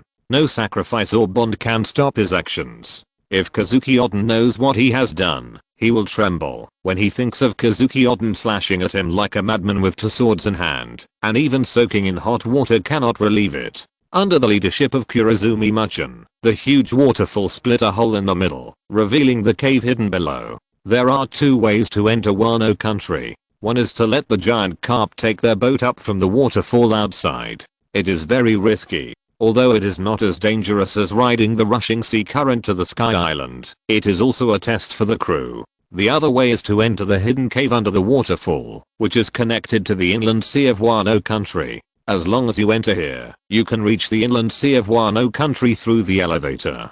Wano country calls it the submarine port. Since Orochi has become the acting general, he sent people to take over the submarine port. These people are the people he has quietly saved money to recruit over the years. Others will not obey his orders so much. Now the harbor is full of Kurozumi Orochi's men. The reason why he can do this is that at this time, other daimyos in Wano country are attending a funeral, the funeral of Kazuki Sukiyaki. The real Kazuki Sukiyaki has been imprisoned in a secret room. Previously, it was Kurozumi-machan who pretended to be seriously ill Sukiyaki. Not long ago, he even planned a fake death, making the people of Wano country really think that Sukiyaki is dead. This is the only stable passage to Wano country. As long as we defend this place, no matter how many troops there are, they can't attack Wano country unless they all fly. Kaido did not respond to Kurozumi-machan, but asked Jin on his own. Jin, how long will it take you to deal with these people? 3 minutes is enough, brother Kaido. Mahaha, too slow, Jin. If it's left to me, 1 minute is enough. In this environment, only 1 plague bomb is enough. When entering Wano country, Quinn also came to the same ship, and he was very proud after hearing Jin's answer. And Jin also admitted that Quinn was indeed more advantageous in clearing out minions, but that didn't mean he would praise Quinn. It's rare that you, a burden, don't hold us back. Who are you calling a burden? You're a pervert who likes to torture. Kaido didn't care about their quarrel, but Kurozumi-machan's face didn't look good. What exactly did Kaido want to say by saying this in front of her? Chapter 138 Foolish Choice. Show off your own military power. She agreed with this point. After all, the reason why she went to Beisha was because she believed in the other party's military power. But she had already said that these people were all Orochi's people. There was no need to belittle the other party's people to show off her own military power. There are more than 100 samurai here anyway. Even more than 100 pigs cannot be caught in a minute. It was obviously very harmonious when the agreement was reached before. How could it change so suddenly? And it would be fine if this was said earlier, but it was said when the diving port docked and everyone guarding here heard it. Or Kaido was afraid that they couldn't hear it, so he deliberately increased his volume. Wano country is xenophobic. This xenophobia is not reflected in a single person, but in Wano country as a whole. Originally, some people were dissatisfied with Kurozumi Orochi's request for foreign aid. Now hearing these outsiders belittling them like this, these people showed unhappy expressions. Wano country has a characteristic that except for the Lord, who really convinces them, the orders of others are sometimes difficult to be 100% effective. Moreover, these people were not retainers that Kurozumi Orochi had won over with his charm. They could only be said to be mercenaries that had been won over with money. They naturally refuted such insulting words. Don't look down on me. 1 minute. I don't think you can beat even one person in 1 minute. Come and try if you can. Then he regretted it the next moment. They were on the shore, and Kaido and his men were on the boat, so the height difference was not that significant. However, when Kaido walked down from the boat, his height of more than 6 meters directly shocked them. Following closely behind, Jin and Quinn were similar. There were many tall people in Wano country, but such people were rare. Ashura Daoji could be said to be one of the tallest people. He was the one known as the Curie monster. Just now, you said you wanted to try? Kaido's purpose was to stir up trouble. It didn't matter who the other party was. He just wanted to embarrass Orochi. Not dealing with him now didn't mean that he had to treat him well. He was a pirate, and it was normal for a pirate to act a little rudely. If all these people had injured it, he really had no way to deal with it, but if someone couldn't help it, it would be a good start. Kurozumi Mushin also saw that Kaido was going to cause trouble, but she thought Kaido wanted to give them a head start so as to gain more benefits in the subsequent negotiations. After all, the details of their cooperation had not been finalized. So she winked at the people recruited by Kurozumi Orochi, meaning that he should bear it. At this time, just not saying anything was the best choice. If these people could defeat Kaido, then why would she waste her energy going out to sea to find him? But Kurozumi Mushin's meaning was misunderstood. Originally, because of Kurozumi Orochi's grandfather, the Kurozumi family had become a street rat in Wano country. If it weren't for Kurozumi Mushin disguised as Kazuki Sukiyaki, Kurozumi Orochi would have no chance of becoming the acting general. Kurozumi Orochi became the acting general and reversed his reputation a little. After all, his slogan was to wash away his own stains, but it didn't mean that other people in the Kurozumi family had done this. So these people didn't think much of the old lady Kurozumi Mushin, and she didn't look very good to begin with. This look was understood by that person as contempt, and he just took over Kaido's words. Yes, it's me, just an outsider. Don't be so self-righteous. Kaido, Lord Orochi has prepared a banquet. There is no need to waste time here. Kurozumi Mushin wanted to stop all this, but it was too late. Kaido ignored him. Interesting, boy. Which of these people do you think you can beat? I'll give you a chance to choose your own opponent. Who wants to practice with him? The miscellaneous soldiers are also divided into levels. Kaido brought elites to Wano country this time, and this is even more true for those who boarded the Origin. The people on the Origin basically have several labels. A member of the cult of Arceus, who has joined for more than a year, has experienced real battles and obeys orders, and must know some armed color skills. It doesn't require proficiency, but at least you have to be able to use it. This is the first battle in Wano country. Who knows what you can get if you perform well. Under Kaido's orders, these people are like chicken blood, hoping that the other party will choose them. Wano country is a closed country, and most of the people here are gangsters. In a closed country with laws, not everyone has experienced killing, and these pirates have come from actual combat, so he was scared. but at this point, he would be ashamed to flee without a fight. Really, anyone can be chosen? Yes. Then I choose her.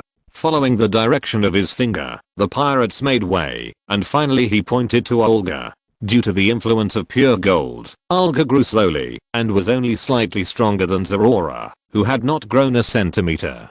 So in his opinion, this was the most suitable challenge target, and his choice also caused the members of the Beast's pirates to burst into laughter, especially those ordinary fighters, who laughed so hard that their stomachs twitched. That was a person who survived 3 years of training under the joint efforts of Kaido and Arceus, and was trained according to the standards of reserve cadres. Even if a monkey survived this kind of training, it would not be defeated by ordinary people. Not to mention Olga, who has Zorok's ability.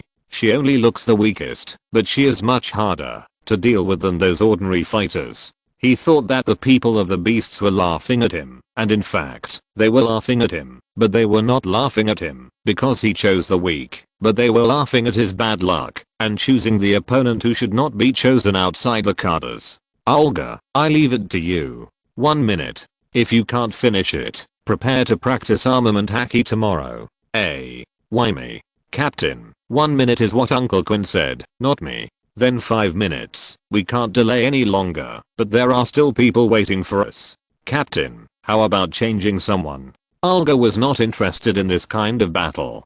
She was not the type of battle fanatic. If possible, she would rather slack off, but Kaido did not give her a chance to refuse, and started the countdown. No, you still have 4.5 minutes. Olga's face twitched a few times, her hair began to grow, and claws appeared on her fingers. She directly entered the human beast form, and jumped off the boat with her legs. But in the eyes of Kurozumi-machan, it was a different scene. Except for the man at the beginning, who was knocked down by Olga's domineering claws, the rest of the people actually started killing each other, and their attacks were very heavy. Although not fatal, they had to rest for a few days at least. Chapter 139, Kaido's dancing stick, aiming at Orochi. This is the power of illusion. After 3 years of training, she can also skillfully use the power of Zorok illusion in human beast form. It took Olga 4 minutes and 27 seconds to deal with all the enemies. This is because some people can't decide the winner, so Olga has to make an extra move. Yes, she thought Kaido meant to wipe out the whole team. Jin, you can't do it. Olga can deal with these guys in less than 4.5 minutes, but you need 3 minutes. Why? Do you want to try to see how many minutes it takes me to beat you? Jin and Quinn quarreled, but it was only 2 sentences. With the appearance of Shaina, the treasure against Quinn, Quinn wisely chose to shut up, but Kaido's next words made Kurozumi-machan tremble in his heart. Kurozumi Miratsuki thought that this was just Kaido's way of showing off his military power, but she didn't expect Kaido to say to her afterwards, "You guys are too weak. How can you possibly defend this place like this? Anyway, we are allies, so leave this place to us. Babanuki, take your people to take over the defense here, and let our allies have a good rest." Only then did she react that Kaido wanted to take over the defense here directly. The danger of crossing the waterfall is much higher than that of the diving port, and there are not many people who can fly, which means that Kaido wants to strangle the throat of Wano country's import and export. This is not appropriate. Don't be polite. Look, these people can't even stop a little girl on my ship. How can they stop foreign enemies? I'm doing this for your own good. Don't you even have this little trust? Lord Orochi has been waiting for a long time. It's not appropriate for you to come here directly from afar. Let's talk about it later. I think Lord Orochi should agree. Kurozumi-machan didn't dare to agree directly. She still suggested that Kaido go to see Kurozumi-machan first. Kaido agreed to her request when he saw Kurozumi-machan's nervous look. He couldn't take too big a step and put a sense of urgency on her first. They just came here, so naturally they couldn't just leave their men here to guard the door. His purpose was just to get the control of this place later, not all of it. As long as he had his own manpower, it would be fine. Now this is completely asking for too much. It's just that Kaido's standards are a bit high. After Olga lifted the illusion, these people were obviously much quieter, but some people were still muttering words like witch. They didn't understand what the power of the devil fruit was. However, Olga had already proved everything to them with her fists, so even though the people coming down from the boat were in different shapes, including several non-humans, no one raised any questions. At this time, Orochi was in the flower capital, which was the center of Wano country. The canal inside the whole Wano country was divided into several parts, and the location of the submarine port was in the Hakume area. From here, crossing the bridge to the north, is the flower capital where Orochi is located. The mighty team along the way attracted the attention of the local residents of Wano country. These people didn't know how long they hadn't seen so many outsiders, and there were many non-human beings in the beast group, including Arceus, Jigglypuff, Zerora, Setsuna, and Elizabeth. Their special appearance kept these people whispering, but the person walking in the front was under the banner of Orochi, so there was no commotion. The beast pirates went straight through Hakume and arrived at the flower capital, and the matter was first sent to the Hakume daimyo Shimotsuki Yasu. Master Yasuji, there is a group of outsiders going to flower capital, brought there by Orochi's men. Several daimyo were skeptical about Orochi becoming the acting general. Shimotsuki Yasuji was also puzzled by this. After all, Orochi had worked as a handyman under him incognito. But Kazuki Sukiyaki had just passed away, and his last words were that he hoped Orochi would serve as the acting general before Oden returned, which stabilized the situation in the country. It had only been a short time since the obituary of Kazuki Sukiyaki spread throughout Wano country, and the outsiders brought in by Orochi at this time were somewhat suspicious. Send someone to see what those people did. I still believe in Sukiyaki-sama. The people of Wano country have an almost blind worship of the generals of the Kazuki family, which led to Kurazumi Orochi's smooth control of Wano country.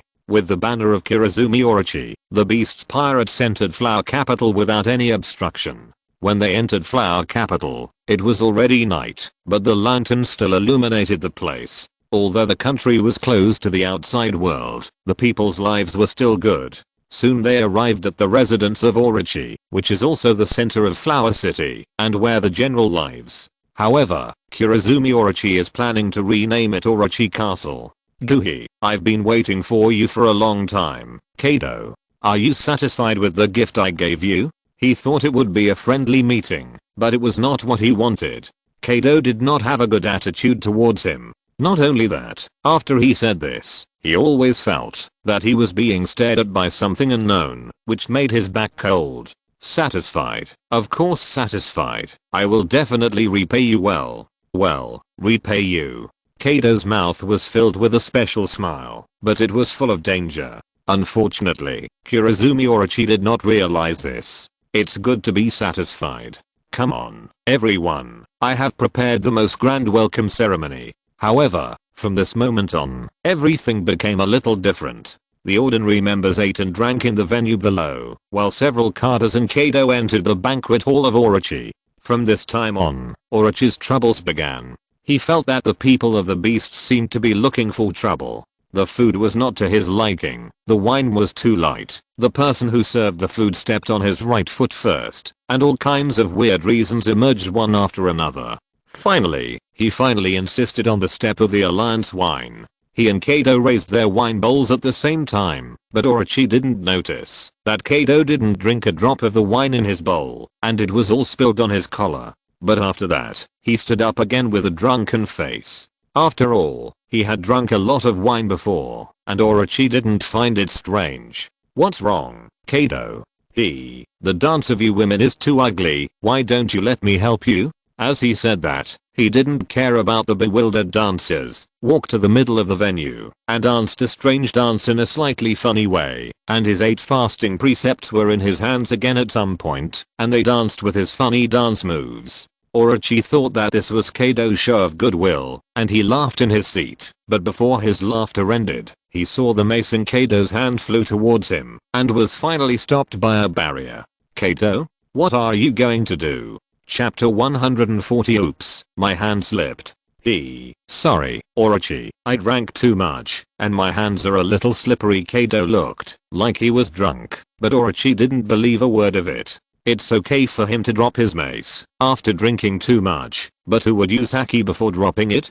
His own strength is indeed not that good, but it doesn't mean that he has never seen others use Ryo. Ryo is another name for armament haki in Wano country. Due to the isolation of the country, many things in Wano country have other names, such as devil fruit ability users are called sorcerers, and armament haki is called Ryo. Ryo is not the highest level of armament haki. All armament haki in Wano country are collectively called Ryo. The high level armament haki that can carry out internal destruction is the highest level of Ryo. This is just an alias, not a distinction of levels. Kaido's stick was clearly meant to kill him. If he didn't have a reliable person, that stick would have taken his life. The fruit that blocked Kaido's blow was one of the most buggy devil fruits, the barrier fruit, which can create a hard barrier of absolute defense. The barrier will not be destroyed by any means, and even the blow of the four emperors can be blocked. The disadvantage is that the total area of the barrier released at the same time is limited, and the index finger and middle finger must be crossed. The current barrier fruit ability user is Kurazumi Sakadamaru, known as the Biwa Master. Like Kurazumi Muchin, he is a member of the Kurazumi family living overseas. And Kaido certainly did not slip his hand, he did it on purpose. The wine in Wano country is much lighter than outside, and the little he drank is not enough to make him drunk. Having entered Wano country, he wanted to try whether he could send Kurazumi Orochi away with a stick. If he was sent away directly, then the strategic policy of the beasts would change directly. They have already broken into the interior and have many ways to deal with the next situation. After all, he slipped his hand, and it was not intentional. However, since the attack was blocked, he did not intend to continue to attack Orochi. This can only be said to be an attempt. It is good if it succeeds, but there is nothing to regret if it fails. Just treat it as a warning. And this stick successfully forced out a trump card of Orochi. The ability of this barrier has a great impact. As for why he did this, it is not the same thing as what he said. The words of Kurazumi Orochi were to accelerate his own death process. Unfortunately, he still doesn't know how big a mistake he made. And the reason why he didn't continue is also very simple. This time his hand slipped, and it was called manslaughter. It was not his subjective intention. If he did it again, it would be intentional. Deliberately killing his ally when he just arrived is not conducive to future development. Moreover, he is not useless when he is alive. He can just use him to create the image of the beast. Slip my hand? Kaido, do you believe this reason? I'm telling the truth. I slipped my hand often, don't you think so, guys? Yes. Kaido always does strange things after drinking. Last time he went to the naval base to dance. That was a long time ago. Didn't he fight with that guy the last time? It doesn't matter who it was, anyway, everyone is dead. The people below continued to talk and helped Kaido to establish the reputation of slipping his hand. Amid the laughter of the members of the beasts, Orochi couldn't hold it anymore, and some changes occurred on his body surface, but he was caught by Kurazumi Muchin, who was standing next to him, and shook his head to signal Orochi to calm down. Seeing that Orochi didn't take action, Kaido shook his head in disappointment.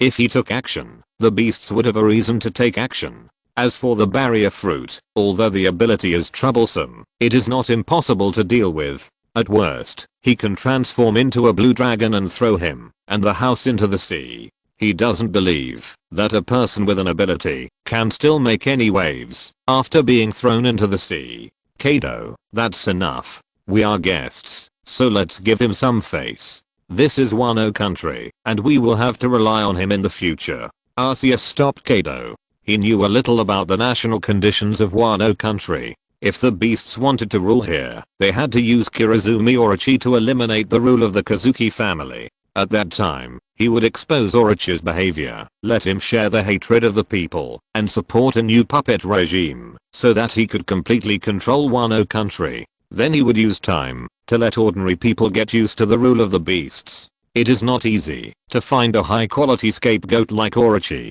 It will only take a few years. For the sake of great development, he can still bear it. In the laughter, such an alien voice appeared, and it was someone who called Kaido's name directly. The most important thing is that Kaido really listened to the other party, which naturally attracted the attention of Orochi. But the next moment, he knew that these were all illusions. Kaido's behavior was just a slap in his face, while Arceus's behavior was actually cutting his flesh. We have more than 1,000 people this time. After sailing for a long time, many people feel bored. On the way here, we seem to have seen your cruise ship, and many people are very interested. However, you don't seem to need belly here. How about supporting some money? Just give each person a few dozen gold. It always costs money to travel and stay. The currency of Wano country is platinum, gold, and silver. Among them, platinum is rare, but it is also the most valuable. 1 platinum is enough to build a house in Wano country. Ordinary residents often use gold and silver. The value of gold is about 10,000 belly, and the value of silver is 100 belly. Arceus opened his mouth and asked each person to take out a few dozen gold, which is equivalent to asking Orochi to directly take out hundreds of millions of belly. It has not been long since he got the position of acting general, and all those people under him have to spend money to support them. This really hit him in the heart. Kaido made him lose face, but he could tolerate the matter of face. Compared with the loss of money, face is nothing. He knew that he had to spend money, but he thought that it was enough to prepare some money for Kaido. As for the pirates under his command, you are pirates, and pirates have to spend money to buy things? He didn't know that at this time. Both Kaido and Arceus regarded Wano country as their own territory. Of course, they couldn't do stupid things like exhausting the resources on their own territory. It was right to spend money. Besides, the entertainment area was not a decent place. Others worked hard to earn money, and it was extremely shameful to get it for free. At this moment, Kaido suddenly felt that he had misunderstood Arceus's idea. His temporary letting the other party go was not completely letting him go. This was to squeeze the other party's value first and then send him away. In comparison, his idea of sending the other party away with a stick was simply too naive. That's right, Orochi, a mere tens of thousands of gold. You wouldn't be reluctant to even give up this, right? Chapter 141, Acquaintances in the Garden. Kurozumi Orochi felt very painful. He couldn't bear to give it up. All this money was borrowed from Odin in a humble manner, and then he developed to where he is today through various businesses. The beasts were simply robbing, but for the sake of future plans, he still gave the money, and then discussed the issue of future bases. The beasts' pirates couldn't just live in someone else's house, and Orochi was not at ease with them being stationed nearby, and now he was even more at ease. So he took out the map of Wano country and pointed to a location in the inner sea of Wano country. Is this your base? The area there is not small, and you can use the whole island as you like. Yes, but the craftsmen who build the buildings have to be provided by your people. After Kaido thought he had noticed Arceus's purpose, he began to talk business with Orochi seriously, but all aspects were asking for too much, and finally under Kaido's military pressure, Orochi and Beast signed a series of treaties. Moreover, Kaido refused Orochi's retention and wanted to go to the Yuko with other pirates to take a look. Just when Orochi thought everything was settled, Arceus, who was about to leave, suddenly looked back at him. General Orochi, sweet dreams. At that moment, Kurozumi Orochi felt as if he was being stared at by some prehistoric beast. A sense of crisis emerged in his heart, and he couldn't stop shivering all over. What did you do to him? Fearful face, a little trick. He should have some good dreams tonight. By the way, do you really want to kill him with a stick? Have you forgotten the plan we discussed before? He didn't tell Kaido nothing. They had already made a rough plan for Wano country. If Kurozumi Orochi really died here, those plans would be in vain. The plan can be changed, and that guy is also looking for death himself, but I seem to understand what you mean. So let's keep him, and let you do it yourself.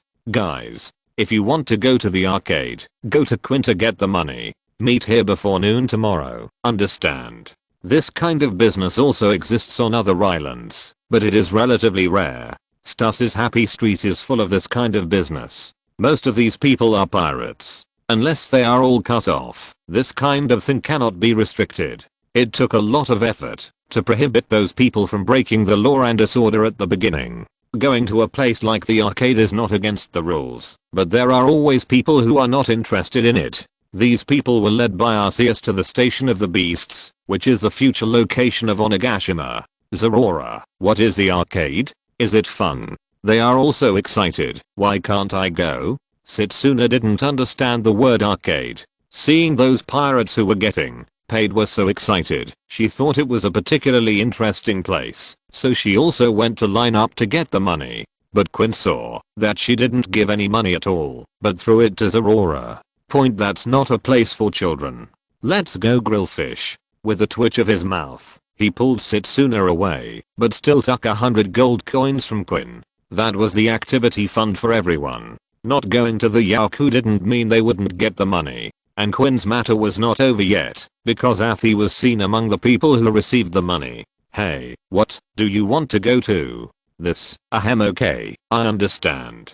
We are all men. Have fun. As he said that, he grabbed a handful of gold coins for Athi. There was a limit on the amount for ordinary members. Athi was the only pure civilian cadre after all, so he didn't need to care about this. He hadn't done that kind of thing for many years. He was somewhat moved when he passed by Yaku before, but at this time, he found that Quinn's expression seemed to have changed, and he was still winking at him. As he turned around and looked, he saw the figure he didn't want to see the most. Alga, why are you here? Isn't it normal for me to be here? But where do you want to go, Dad? Are places like the brothels fun?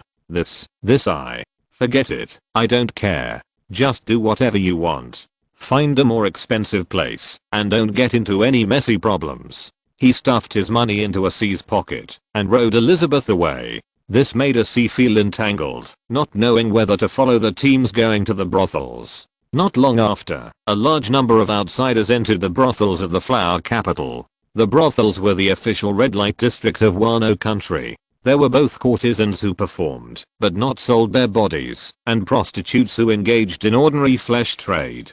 Kaido and his people all claimed to be the guests of Orochi, which restrained the xenophobia of Wano country to a certain extent. Moreover, in the brothels, the rich were the masters. The pirates with an average of 50 gold per person still enjoyed a good treatment here. There were also many people at the windows on the second floor looking at the foreign pirates below. Those clothes that were completely different from the traditional clothes of Wano country aroused their curiosity, but several children's attention was always on Kaido's horns. Those were children bought by the owners of different girls' houses. When they were young, they were responsible for cleaning. Some of them began to learn from adults when they reached a certain age, or waited a few years to start a business directly. One of them ran back to the house and then found someone. Sister Rico, there is a person with horns like Uncle White. Judging from her face, this person is about 30 years old, which is the age for retirement. Although she still stays here, she is now doing odd jobs. But what is different is that she is carrying a baby on her back, and a pair of small horns can be seen on her head. This girl from outside was raised by her before, so the relationship between the two is pretty good. Are you sure? Yes, that man is so tall and strong, taller than Uncle White. She was originally an ordinary prostitute here, but she had been redeemed a few years ago. However, because she had a good relationship with the mama-san here, she stayed here to do jobs like sweeping the floor, to supplement the family income. The person who redeemed her was her current husband, who also stayed in the prostitute house to do odd jobs, because he was an outsider, and it was difficult for people from other places to accept such a person.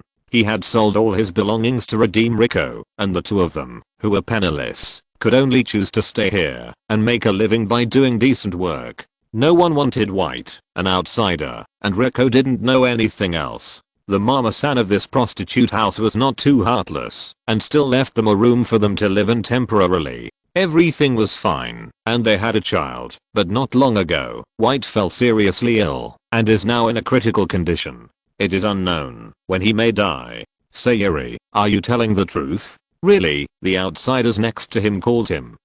Yes, Kaido. Hearing this, there seemed to be a ray of light in White's demise. Ahem. Rico, help me find him. Wait, White, your body, I can't do it anymore. If it's really him, I should be able to let you rely on him. The man's full name is Black White, and their daughter's name is Black Mariah, or Black Mariah.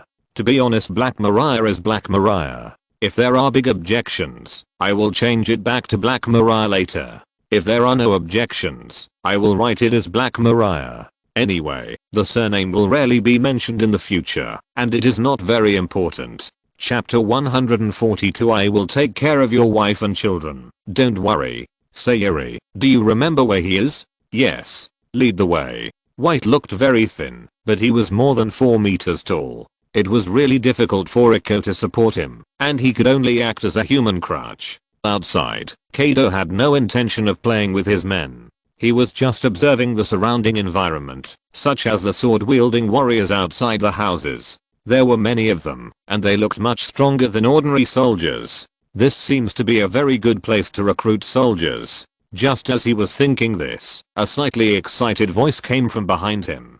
Kaido, you are Kaido, right? Huh? Who are you? White, Blake White, have you forgotten? When we were in the Woka Kingdom, we were in a small team. I was the head cook. You liked the food I cooked at that time. White tried to bring up some things, and finally made Kaido remember him. It's you. I still remember the taste of the drunken beef you made. No one else can make that taste. How come you are here? Kaido didn't expect to see an old acquaintance from the Woka Kingdom here, and he was even more curious about how he got here. It's a long story. It happened after you left. Leaving? Is that how that old guy described me? It doesn't fit his style. They said it was defection, but no one believed it because you left, and the Woka Kingdom failed to join and obtain the right to participate in the World Conference. And without you, the Woka Kingdom suffered a series of defeats in battles and even allowed others to counterattack the capital. The old king ran away on his own. Later, because it could not pay the heavenly gold, the Woka Kingdom lost its status as a member country, and the military could unite to ensure the country's security. But many people chose to go to sea, such as me. By the way, do you still remember Athron? That guy has made quite a name for himself. White told Kaido the names of several old acquaintances, all of whom were Kaido's comrades in arms at the time, and Athron even had a good relationship with him. I remember, I met him last year, but he didn't want to join me. But why are you in Wano country? Well, we were just having a little fight, and then the ship encountered a shipwreck, and everyone else died. I was lucky enough to drift to this place, and saved my life, and then I met Rico. He came to Wano country a few years ago. At that time, many people in the kingdom of Woka chose to go to sea, and this was still due to Kaido. He was the strongest soldier in the kingdom at that time, and many people regarded him as an idol. After seeing Kaido's bounty order, many people also took this path, but not everyone has Kaido's strength and luck. Then White briefly told Kaido about his experiences over the years, and then got to the point. My body can't hold on for much longer. Kaido, for the sake of our previous friendship, please help me take care of my wife and daughter. Her name is Rico, and this is my daughter Mariah. White suddenly panted as he said that. He just found Kaido with a strong breath, and after telling all those things in one breath, his body couldn't hold on anymore. He was not afraid of death, but he was worried about what would happen to his wife and daughter after his death, so he dragged his sick body to find Kaido after hearing the news. On the battlefield, Kaido was always the most reliable comrade in arms. White just hoped that Kaido would still remember their friendship and help him take care of his wife and daughter. He really couldn't believe the local people in Wano country. Because of the horns on his head, many people called him a monster at that time. Only Rico didn't discriminate against him at that time and helped him deal with the wounds he encountered in the shipwreck. So after finding Rico, he sold the treasures he was carrying to redeem her and then lived here. Point I know, I will take good care of them. Thank you. After getting Kaido's consent, White's body suddenly softened, as if he had lost all his strength. Originally, he was worried about his wife and daughter, so he held on to his last breath. Now that he saw Kaido, he thought he had found a support for his wife and daughter, and he was relieved, so he naturally couldn't hold on. Arceus is not here. He has taken some people to the future Ghost Island, including Nakin. Women have no interest in the tour. Although Quinn is here, he can see that White has exhausted his vitality. He is now beyond help because of the immortality disease. This is the wine of the kingdom of Woka. I got it from Athron not long ago. Have a drink. It really tastes like my hometown. Kaido, please. In a foreign country, he is more willing to believe in Kaido, who was once his comrade in arms, even though he is just a cook. Don't worry, just go with peace of mind. This time he did not get a reply from White, because he really left completely. White. Looking at White, who had lost his voice, Rico found it difficult to accept this for a while.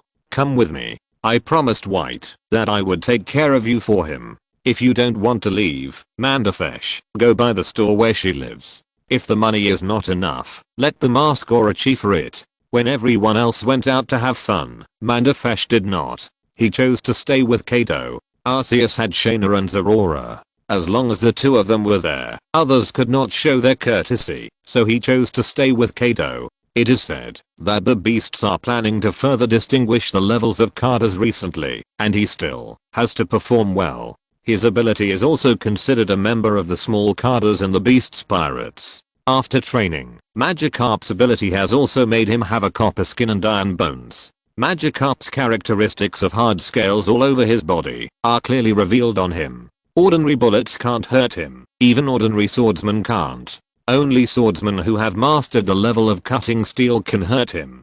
In this regard, his ability is very similar to Mr. One Dasbonis's fast cut fruit, but he doesn't have such strong attack power. He couldn't turn his arms into swords, and he mainly relied on his fists to fight. Although he was not weak, the other people who gained abilities were comparable to him, and Babanuki was his strongest competitor. At a time like this, of course he had to show his presence in front of Kaido. At Kaido's request, he immediately took a few people and asked Sayori to lead the way to the prostitute room, while Kaido collected White's body and planned to send him off for the last time. He had been on the battlefield since he was 10 years old and was already accustomed to death, so White's death would not make him sad. Anyway, he would fulfill his promise to take care of his wife and daughter, but he might have taken care of them a little too much later. Mariah's childhood appearance was also exposed. She had horns on her head at that time, so I think her horns are natural, not decorations. If you're listening to this novel on a channel other than Fanfic World, it means they downloaded and uploaded it without effort. We cordially invite you to visit our channel, Mundo Fanfic Novelos. There you'll find the original version of this story and you can explore many other novels of various genres. We're waiting for you to immerse yourself in a world of incredible novels. Chapter 143. This is not the situation I want to see. On the other side, in Orochi's residence, after Kaido and others left, he angrily flipped the table. What kind of partnership is this? This is simply robbery. Robbery. Lord Orochi, pirates are originally robbers on the sea, and this is exactly what you want. We want to take revenge on the entire Wano country. Only such a villain can do this, and only a strong force can fight against Oden. Kurozumi Mushin was not angry, but instead explained the pros and cons. And Kaido is here, so we can open more factories. What they are worried about is not the resistance of the daimyo. As long as Kurozumi Orochi has the title of acting general, those people will not act directly. Kaido's power is prepared to prevent subsequent events. We will take back the losses from those lowly people now, so Lord Orochi, please be patient for a while. I know you guys go down, I want to rest. But today is destined to be different from the past. As soon as Orochi closed his eyes, he saw a terrifying ghost face attacking him, which scared him so much that he sat up instantly and hit the wall behind him. The fearful face left by Arceus was destined to make him have a good dream, but this good dream was only for Arceus. Under the influence of Arceus' fearful face, Kurozumi Orochi could not sleep all night. As long as he closed his eyes, he would see all kinds of monsters, and it became more and more serious as time passed. At first, they were just monsters, but later they were all the things he feared the most, such as Kaido holding a stick, Kazuki Oden who was furious, and a group of daimyos who discovered the truth. It was not until the sun rose that the effect of the fearful face left by Arceus slowly dissipated, but just as he was feeling sleepy, someone walked in. Who let you in? Lord Orochi, you said yesterday that you would report to me immediately if there was any new situation. Tell me, what did those guys do? Did they burn down the house or kill people, or did a daimyo have a conflict with them? None of these. They forcibly bought a prostitute house and filled in your name on the bill. What did you say? Orochi felt that something was wrong. He had found this group of pirates in the hope that they would attack the people of Wano country, and it would be best if they could just rob them clean. But now it seems that this group of pirates seems to be specifically robbing him. What happened in the flower capital Yukuoka last night was no secret. In addition to Kurozumi Orochi, Shimotsuki Yasu, Shimotsuki Jayumaru, Ugetsuki Tempura, and Fugetsuki Miyuki all received the same news. This also made them curious about the beast's pirates, and they wanted to know what kind of force this was. In Kuri, the daimyo Kazuki Oden had already gone out to sea, leaving only the retainers. They only knew that Kurozumi Orochi had brought a group of foreign pirates, and that the pirates had been partying in the brothel last night, but they didn't know anything else. The next day, Orochi recruited a group of craftsmen and laborers in the name of the acting general of Wano country, and sent them to the isolated island in the inland sea to build a new territory for Kaido. Riko and Mariah were also taken back by Kaido, and there was one more baby raised by the beasts. However, Mariah's mother was still there, so her treatment was much better than Jack. The reason why Kaido bought the prostitute house was also to collect intelligence. Although the number was relatively small, there were also some women among the ordinary members of the beast's pirate group. Kaido sent them there to manage the prostitute house and gather intelligence. Babanuki also took some people to the submerged port and guarded the entrance and exit of Wano country with the people there. Since Orochi did not completely trust Kaido, he asked the people from both sides to guard there together. Kaido did not refuse him. Anyway, it would not take much time to deal with those people. Then, as planned, Orochi began to build weapons factories in Wano country. He knew the principle of boiling a frog in warm water. At the beginning, he did not take a tough attitude, but just built factories in empty locations in various villages. With Kaido's military support, Orochi became bolder, but he ignored some details. Although the people of the beasts would solve some troubles for him, they would repeatedly emphasize that these were all Orochi's orders. Before doing those things, they were just following orders. After a while, Kaido's territory has been renamed Onigashima, and a large number of craftsmen are working hard on the island, without any dissatisfaction. According to the rules of Wano country, the general has the right to force labor, and these people were sent here by Orochi for this reason. But when they came to the beasts, it became a job for wages. As for where the salary comes from, Quinn is asking for salary from Kurozumi Orochi, and he is taking his plague bomb with him, with a look of if you don't pay, I will violently ask for salary. Arceus is engaged in animal husbandry. They have acquired a piece of land in Kuri. Since Kazuki Oden is not here, Kuri has no nominal direct manager, which allows Orochi to better intervene in the situation there. When Kaido asked for a piece of land suitable for planting and breeding, Orochi gave them a piece of land in Kuri without hesitation, hoping that after Kazuki Oden returns, he can have more direct conflict with the beasts. Not long after arriving in Wano country, the people of the beasts generally reported that the beef here tastes better, so the beasts purchased a large number of local cattle from Wano country, some of which were transformed into large milk tanks. The new dairy products launched by the beast's fruit previously received a good market response, and this time they are preparing to expand production. In addition to the response of others, Arceus decided to add the third product of the beast's fruit, meat products, after dairy products and fruits. In the name of Orochi, he got a few breeding cows that others were unwilling to sell, and then they were transformed into Kintaro.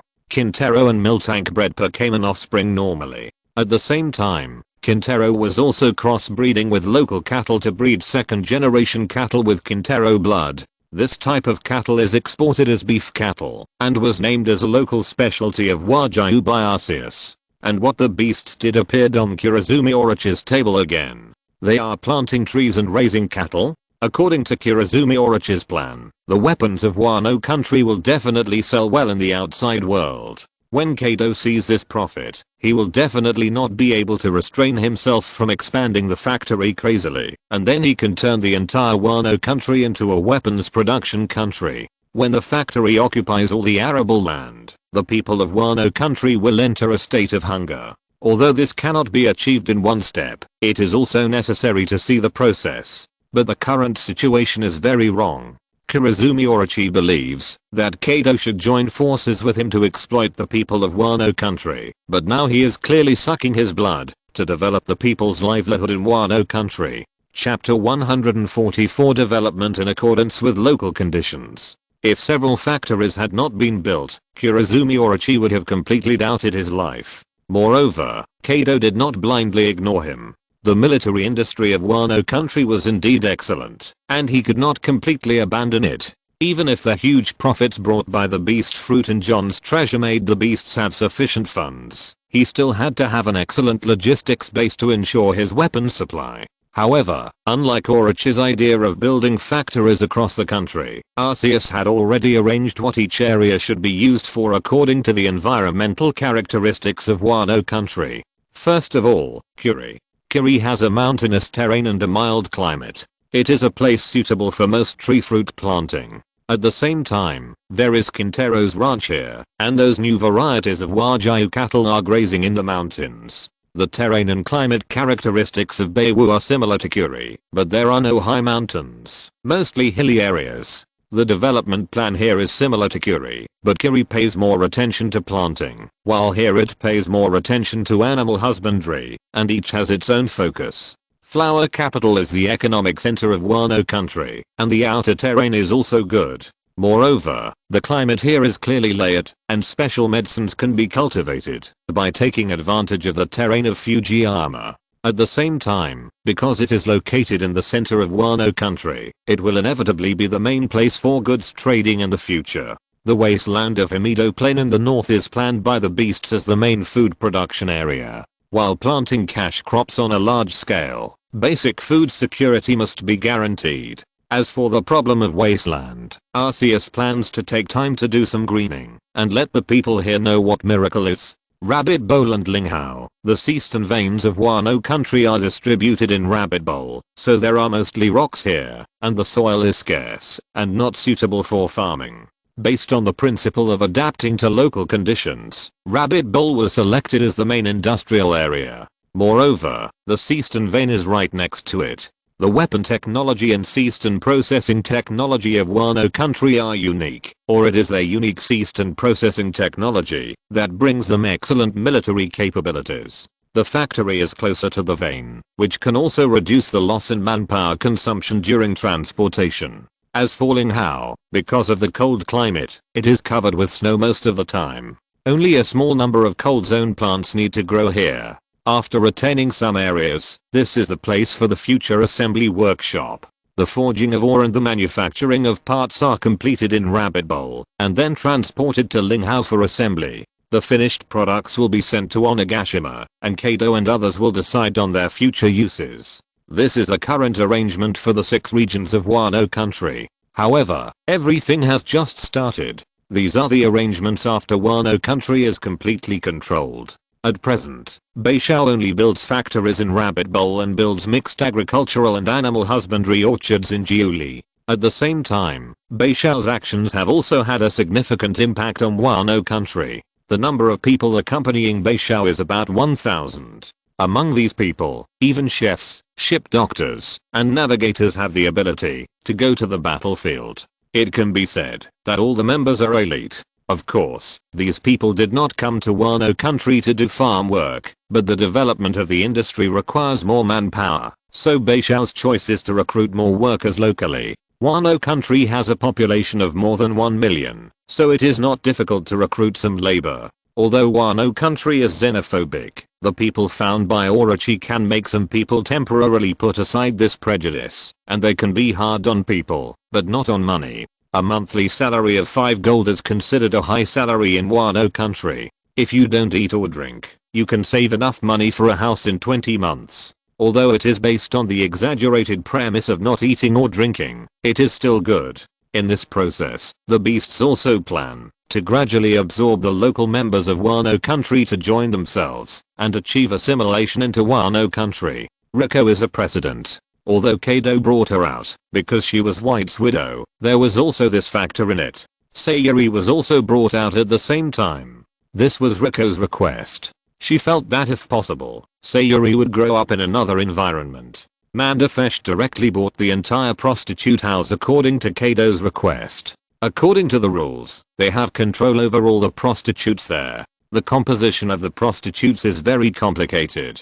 There are nobles who were punished for violating the law, and there are also people who voluntarily sell themselves to enter. At the same time, there are people who were abducted or sold by their families. The beasts don't have time to cure this problem. Not to mention Wano country, even outside, this kind of thing is not going away. The human auction is openly established on the Sabaody archipelago, and the Navy's garrison is not far from there. There are people who were sold to the auction right after leaving the Navy base. However, the Navy's garrison is still useful. At least when they were there, Sabaody still had an orderly area. The beast's behavior gave ordinary people an opportunity to work, but the beast's behavior had a different view in the eyes of the daimyo. Am I seeing it wrong?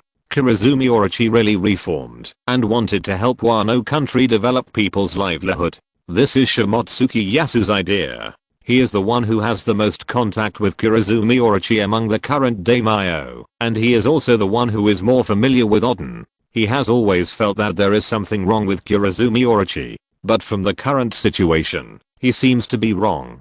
But Lord Kang, those people forced some residents to move out under the banner of Orochi, and some were forced to buy their land. Let's wait and see. These things are too strange. The daimyo of Wano country are equal and manage their own areas. Unless it is related to the general and a major event that can cause great changes in the entire Wano country, they will not contact each other casually. In the eyes of Shimotsuki Kang, the current situation is not so serious. Moreover, the main areas of operation of the beasts are now in Kuri and Juden. If the only foreign port is in his Hakume territory, and if Oden is not there, he will help take care of Kuri. He will not care so much about this. Unlike his calmness, the daimyo of Uden, Ugetsu Tempura, looked at the several new factories that appeared in Uden and fell into deep thought. There were no large-scale factories in Wano before, or they didn't know what a factory was. This is a new building built by Orochi on behalf of the general, and it is also the suggestion given to him by Kurozumi Mushin.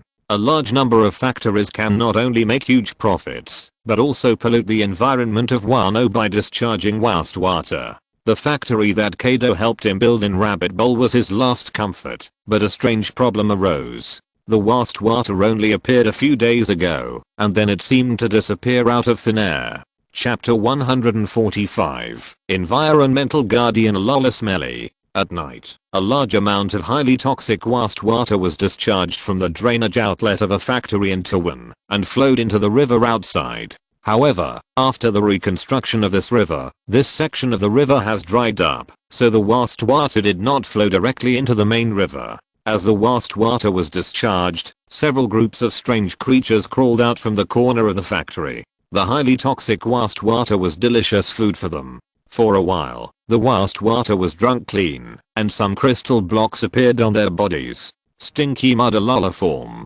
Ordinary stinky mud is a strange creature made of mud. The liquid in its body will also have a bad smell. Ordinary people will hate this creature, and only a few people can smell the fragrance from them. Such stinky mud is not suitable to appear here, but the stinky mud in the Alola form is different. First of all, the Alola stinky mud is no longer a single poison attribute, but a combination of poison and evil attributes. Arceus, who has the evil slate, can transform the sludge generated by the factory's sewage discharge and give them new abilities. Alola mud was born, and the significance of their birth is to deal with the toxic wastewater discharged from the weapons factory. Because the mud in the Alola region will produce and store toxins in the body. Unlike mud in other regions, you will not smell the disgusting smell, even if you get close. There are some crystal blocks on the surface of Alola mud, which are the crystals of toxins in the body. Ordinary people will be poisoned if they touch them. This kind of toxin crystal is very easy to fall off. Quinn will send people to collect these crystals regularly. These are simply natural toxins, and only through tree fruit materials can a powerful antidote be made. These highly toxic crystals have even become new strategic resources. But don't worry about accidental poisoning. Alola mud is very gentle and will not attack people actively. Factories often discharge wastewater, and their food is very sufficient. so most of the time they will not move, just shrink in the cracks near the factory. From a distance, it looks like there are some floors with strange colors. At first, their colors were not so colorful, but as a large amount of vast water was eaten by them, the color of a mud was no longer a single purple, but became a colorful color, and the color of the body was extremely bright. This is because the toxic vast water that is eaten causes a chemical reaction in the body. These stinky muds can also serve as bodyguards for the factory to prevent people from sabotaging it. It can be said that they kill two birds with one stone. But this also led to Kurozumi Orochi being happy for only a few days, and then the toxic vast water disappeared inexplicably. No one explained to him what a stinky mud was, and he didn't even know that the disappearance of the toxic vast water was due to the stinky mud. He had never built a factory before, so he regarded all of this as a natural phenomenon. This is also the reason why Yu Tempura was in deep thought, and he didn't understand what Orochi was doing. There are many refugees in Wano country who have no fixed livelihoods, and many of them are small gangsters, but now those people have been captured by the people of the beasts and put into the factory. Under their supervision, they go to work every day and undergo labor reform. Under the operation of the beasts, the security environment in Rabbit Bowl has actually improved. Orochi also didn't understand why the beasts forcibly captured laborers, built factories, and did things according to their own ideas, even though they raised cattle in that kind of field. But other people in Wano country still felt that life had improved. At the same time, they also rented Kintaro from ordinary residents. One Kintaro can do the work of 10 ordinary oxen in a day. Everything seems good, but few people are willing to rent Kintaro. In their opinion, the three-tailed Kintaro belongs to a monster. It will take a long time to change this concept. At the same time, a voice of opposition came from Kuri. The leader was Oden's retainers. After careful analysis, they believed that they had come up with the correct answer. Kurozumi Orochi wanted to win the hearts of the people and disintegrate the rule of the Kazuki family in this way. Kaido is the accomplice they found from the outer sea. For the sake of the Kazuki family, everyone should resist Kurozumi Orochi and Kaido. Under their leadership, many people are unwilling to work in the territory of the beasts and will secretly destroy their crops. As a result, the beasts showed their military power for the first time, and initial contradictions broke out. This contradiction also made Kurozumi Orochi relieved. Most of the things in Wano country have been arranged, and the rest is to develop slowly. After dealing with a series of things, Arceus plans to go out again to find the stone tablet, but he changed the way of fate decision. This time he did not throw stones, but let the eggs bring Yamato. Although she is less than 1 year old, she is crawling very fast now. According to the eggs, she will learn to walk soon. Come on, little guy, the address for this search is left to you to choose. A sea chart composed entirely of water appeared in front of Yamato, and the sea chart standing in the air aroused Yamato's interest. After her little hand poked around, it lit up a nearby sea area. Shaina, prepare manpower and sort out the route. Let's go here this time. Lord Holy Beast, the Origin has been on standby and can set off now. She knew very well that Arceus would not stay here forever, so since she came to Wano country, she regularly arranged for manpower to replace the supplies on the Origin. The purpose is to set sail at any time when Arceus needs it. Shaina, you don't have to follow me this time. Just stay and take care of things here. Let Olga and Zorora prepare. Wano country is still in the development stage, and some places still need to be suppressed by cadres. It's not so smooth for Orochi to build factories. If it weren't for Kaido's military force, he might not be able to build so many factories in Rabbit Bowl. Kaido also asked him to take more children with him when he went out to speed up their growth. Yes, I will take care of this place. Shaina wanted to go sailing with Arceus, but since Arceus had given the order, she would not refute anything. There is no need to worry about Arceus' own strength. The gradually recovered strength and electromagnetic floating also solved the problem of flying. He was not in a hurry to travel, and the sea area he passed by was within his search range every time, so he would still sail when he went out. But what he didn't expect was that Kaido actually threw Yamato on the boat before leaving. What are you doing? Let her see the world as soon as possible. Besides, isn't this the sea area you asked her to choose for you? It would be a pity if she didn't see the first choice of her life. By the way, where are you going this time? Edwall Sea Area. Chapter 146. The new Slatant Edwall's Tsunami. The Origin left Wano country from the submerged port, with only more than 100 people on board, and the rest stayed in Wano country. The navigator had already planned the route to the Edwall Sea, and there were many people of strange ages on Arceus' ship. Alga set the day she left the belly of the Sea King as her new life, and her age was recounted from 8 years old. She selectively forgot the more than 100 years in her belly. According to this calculation, she is already 14 this year. Elizabeth and her are the same calculation. As for Zorora, if you have to count, he is actually less than 4 years old this year, but he is mature both mentally and physically. Originally, there was only one underage person, Setsuna, who was less than 11 years old, and she was still a few months away from her 11th birthday. Of course, now there is another Yamato. Arceus doesn't understand why Kaido insisted on asking him to bring a child out. He really doesn't worry about his daughter. After leaving the submerged port and arriving at the nearby sea area, the sea surface calmed down again. Arceus could even see a few Magikarp splashing in the water. They seemed to have sensed Arceus's breath and followed him.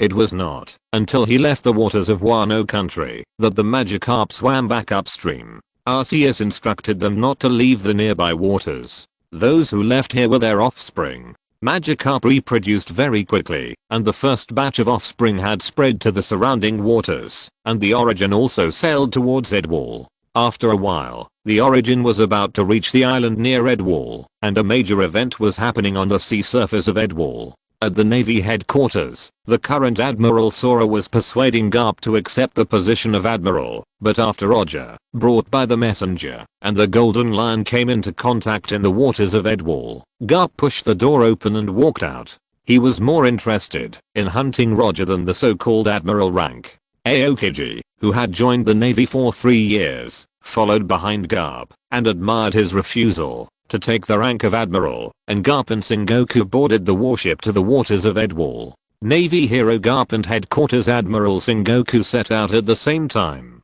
This lineup filled the headquarters navy with confidence. At the same time, in the Edwall Sea, Roger's pirate group and the Hiku pirate group were confronting each other.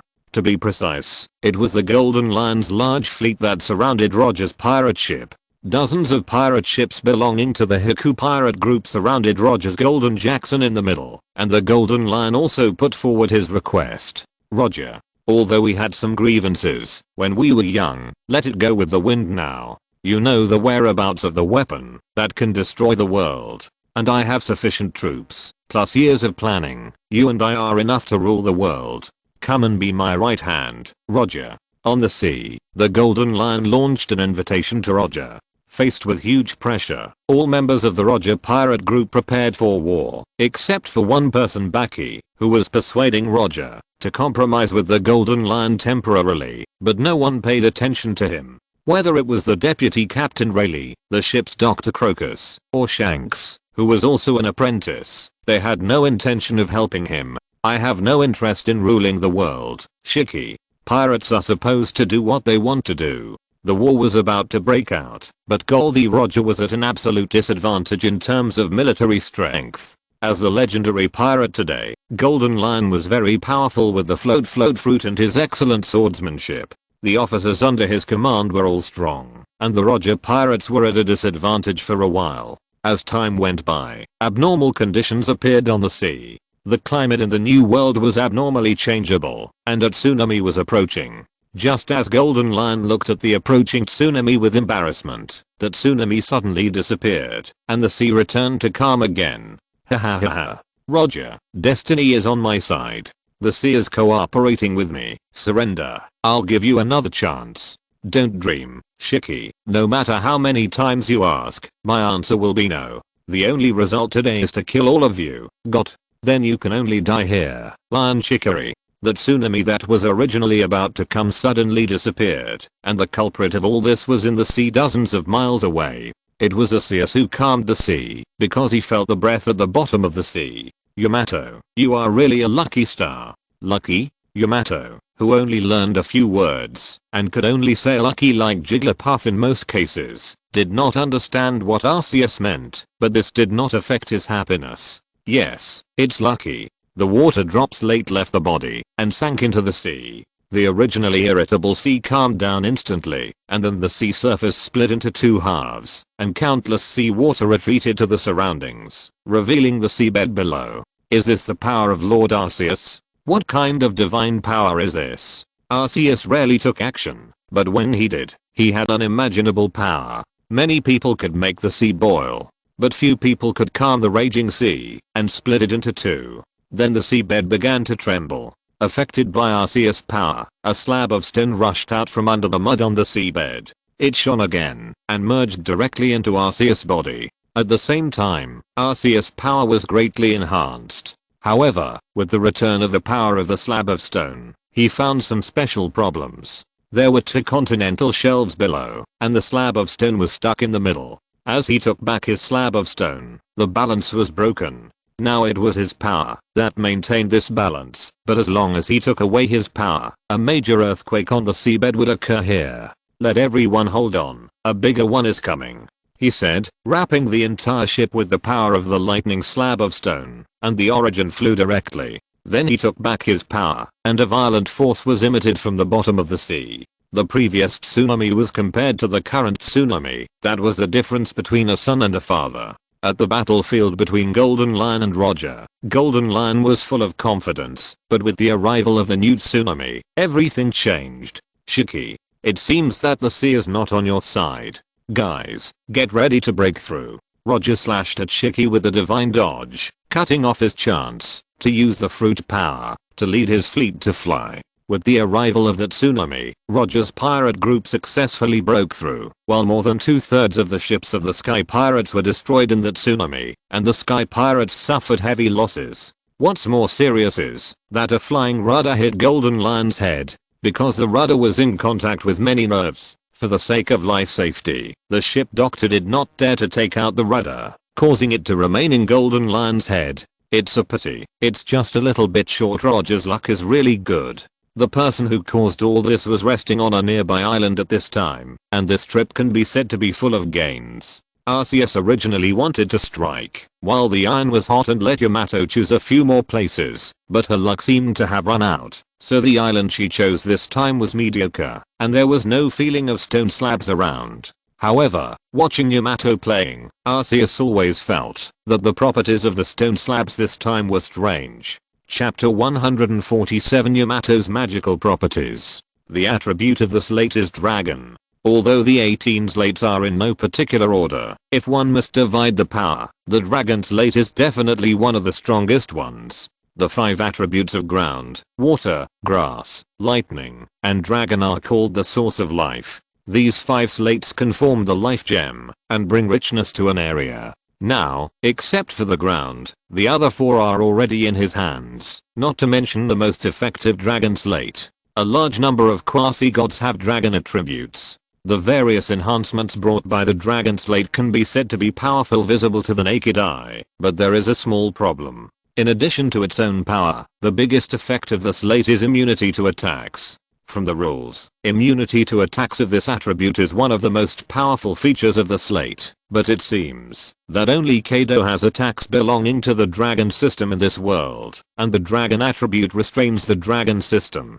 Looking at Yamato in the arms of the Jigglypuff, Arceus always felt a little strange. Kaido's daughter helped him find a treasure against Kaido? After all, with the dragon slate, Kaido does not lose blood at all after using his ability, and he is double restrained against Kaido. Finding the dragon slab is a good thing, but finding the dragon slab with the help of Yamato is a bit intriguing. But this is not bad either. He has no possibility of being hostile to Kaido, and Yamato is now her adopted daughter, and it is much better to have the attribute of defeating Kaido than to have the attribute of Lubu. After all, Lubu's adopted father is a high-risk profession. Move freely, replenish supplies and prepare to return. This operation was surprisingly smooth.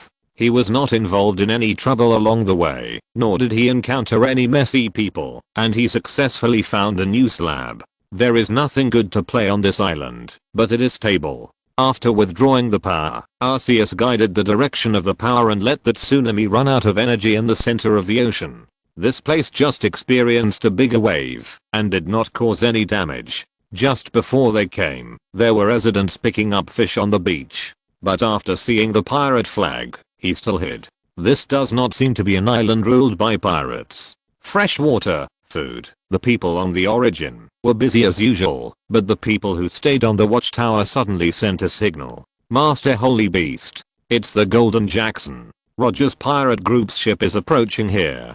Pirates will only feel at ease if they are in their own territory. When they go out, no matter which pirate group they are, they will be concerned about the situation in the nearby waters. Apart from anything else, being suddenly surrounded by the navy is a big trouble. No pirate group has the ability to subvert the entire navy. The navy's soldiers also come from all over the world. It is meaningless to consume them, so pirates rarely take the initiative to attack the navy unless they have a special purpose. Although there are no warships now, seeing the ships of other pirate groups is also a warning. But their ships are a little broken. They should have just experienced a big battle. Master Holy Beast, what should we do?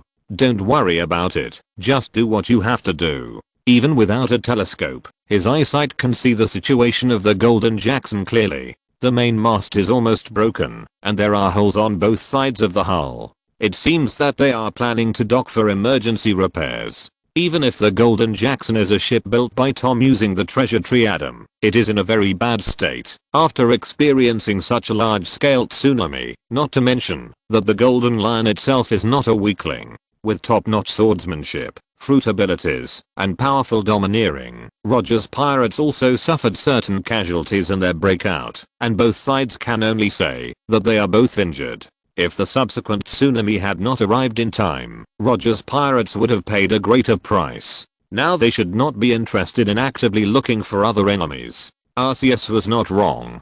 Roger's pirates chose to dock on the other side of the island. This is a tacit understanding and tradition among pirates. When they discover each other, the latecomers go to the other side to dock, and the first ones do not react. This means that neither side wants to make enemies, and they can just leave after resting. Arceus does not like meaningless conflicts. Roger needs to rest. He has suffered from an incurable disease 2 years ago, and it is all thanks to Crocus's medical skills that he can continue to sail. Although his combat effectiveness has not been affected, he can no longer fight continuously for a long time. After a battle with the Golden Lion, he and his companions on the ship need to rest. And the mind of one person on the ship has also changed. That is Douglas Barrett. He joined Roger's ship because of Roger's strength.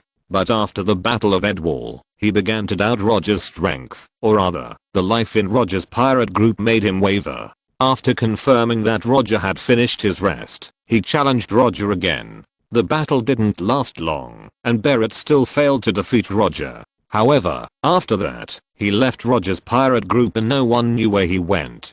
That guy Barrett left after all. Let him go. That guy is a dangerous person. It's better for him to leave early. Shanks and Buggy came to the town to replenish supplies. They had experienced the least battles in the previous battles, and had the most remaining physical strength, so they took on this responsibility. Although Roger required them to be accompanied by an adult before they could go out after the last accident, they are now 12 years old, so Roger relaxed his requirements for them again. At this time, they walked past 2 people, and before they took 2 steps, Buggy suddenly remembered something. Shanks, do you remember that girl just now? What's wrong? What's wrong? Have you forgotten the special ability user we met on that island almost 4 years ago? Compared to Shanks, who is a little rough, Buggy has a very good memory. He remembers clearly that he was tricked by Olga's ability a few years ago. Especially since Olga's appearance has hardly changed in these years. He remembered her as soon as they met just now. Well, I can't remember. You guy. Buggy was so angry that he took his hands off his wrists and started dancing. Not long ago, he accidentally ate the fracture fruit, which made him a landlubber. To be more precise, he swallowed the fracture fruit. He was lucky not to be choked to death. Okay, I remember now. So, what do you want to do? She embarrassed us so much back then, so of course we have to take revenge on her. Didn't we fail in our attempt to steal the treasure map that time. And she didn't do anything else, so let's just forget it. I know, I just went to scare her. Thanks to you, I'm now a power user too. At this point, Buggy's tone suddenly became a little resentful, and Shanks didn't know what to say next. Chapter 148, Familiar Plot, the Navy chasing after us. Unlike Kaido's enthusiasm for animal type ability users, so that there are many animal type ability users in the Beast's pirates, Roger pirates have almost no ability users. The only ability user before was Barrett. However, Barrett boarded the Golden Jackson as a challenger. He was not a member of the Roger pirates in the true sense. Before the Battle of Edwall, Buggy accidentally ate the fruit, and Buggy and Barrett became the only two ability users on Roger's ship. It was not his intention to eat this fruit. It can only be said to be retribution. At the beginning, the Roger pirates seized a devil fruit in the spoils. After Buggy heard that a devil fruit could be sold for a sky-high price of 100 million baileys, he tried to hide the fruit. Then, when he was secretly observing his spoils at night, he was startled by Shanks and swallowed the fruit directly. From then on, he lost the ability to swim. Although he gained the ability to split into pieces, he was not happy. After all, treasure hunting is Buggy's biggest hobby. Becoming a landlubber means that he can't explore the treasures in the sea at will. His excellent water quality has become empty talk. If you can't find the treasure yourself, it means half the joy. In his opinion, the culprit of all this is Shanks, who slapped him. Although his own greed is a root cause, Shanks' slap was also an important reason for this incident.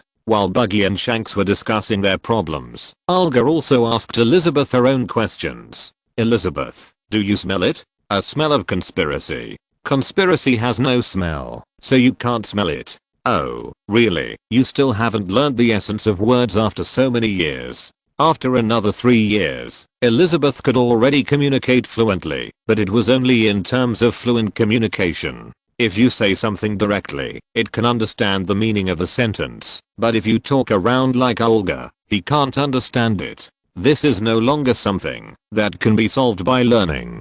Only after a long period of training can you appreciate the true meaning of it. Forget it. Put it another way. You say that after so many years, why don't they change their bad habits? As she said that, she stretched out her little finger and picked her ear. She heard the private conversation between Buggy and Shanks clearly, and she is 14 years old this year. At the age of 10, Kaido became the strongest soldier of the Kingdom of Woka, and at the age of 13, Barrett became the strongest young soldier of the kingdom and a national hero. At the age of 13, Rob Luxy killed 500 captured kingdom soldiers and all pirates by himself, becoming a cold-blooded killing machine. At this age, it is time to exert her strength. Although she is still a trainee now, it is because Kaido intends to let her take on the position of a chief janitor after becoming a regular employee. Shaina's organization belongs only to Arceus. As for Jack, he is still a baby, and it is normal for the 3 calamities to have 4 people.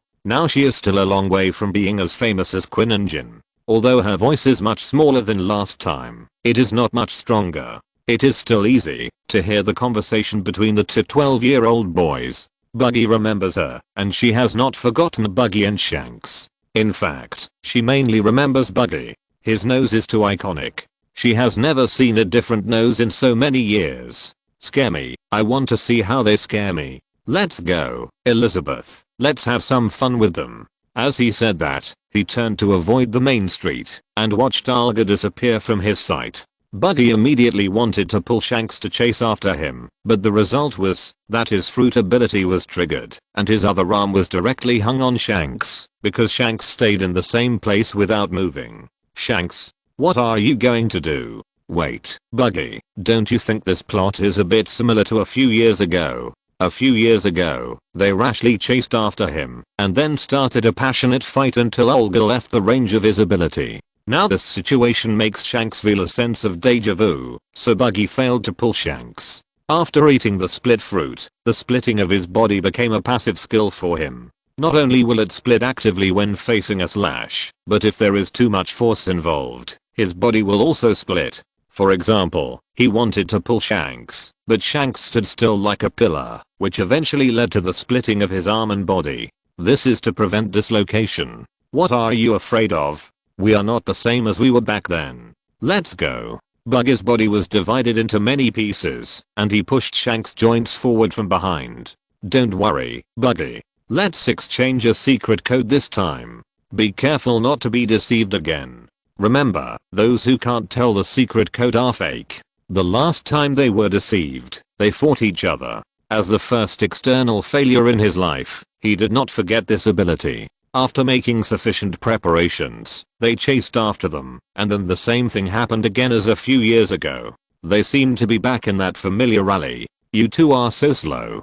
The ice cream is about to melt. We haven't seen each other for a few years. How do you want to play a prank this time?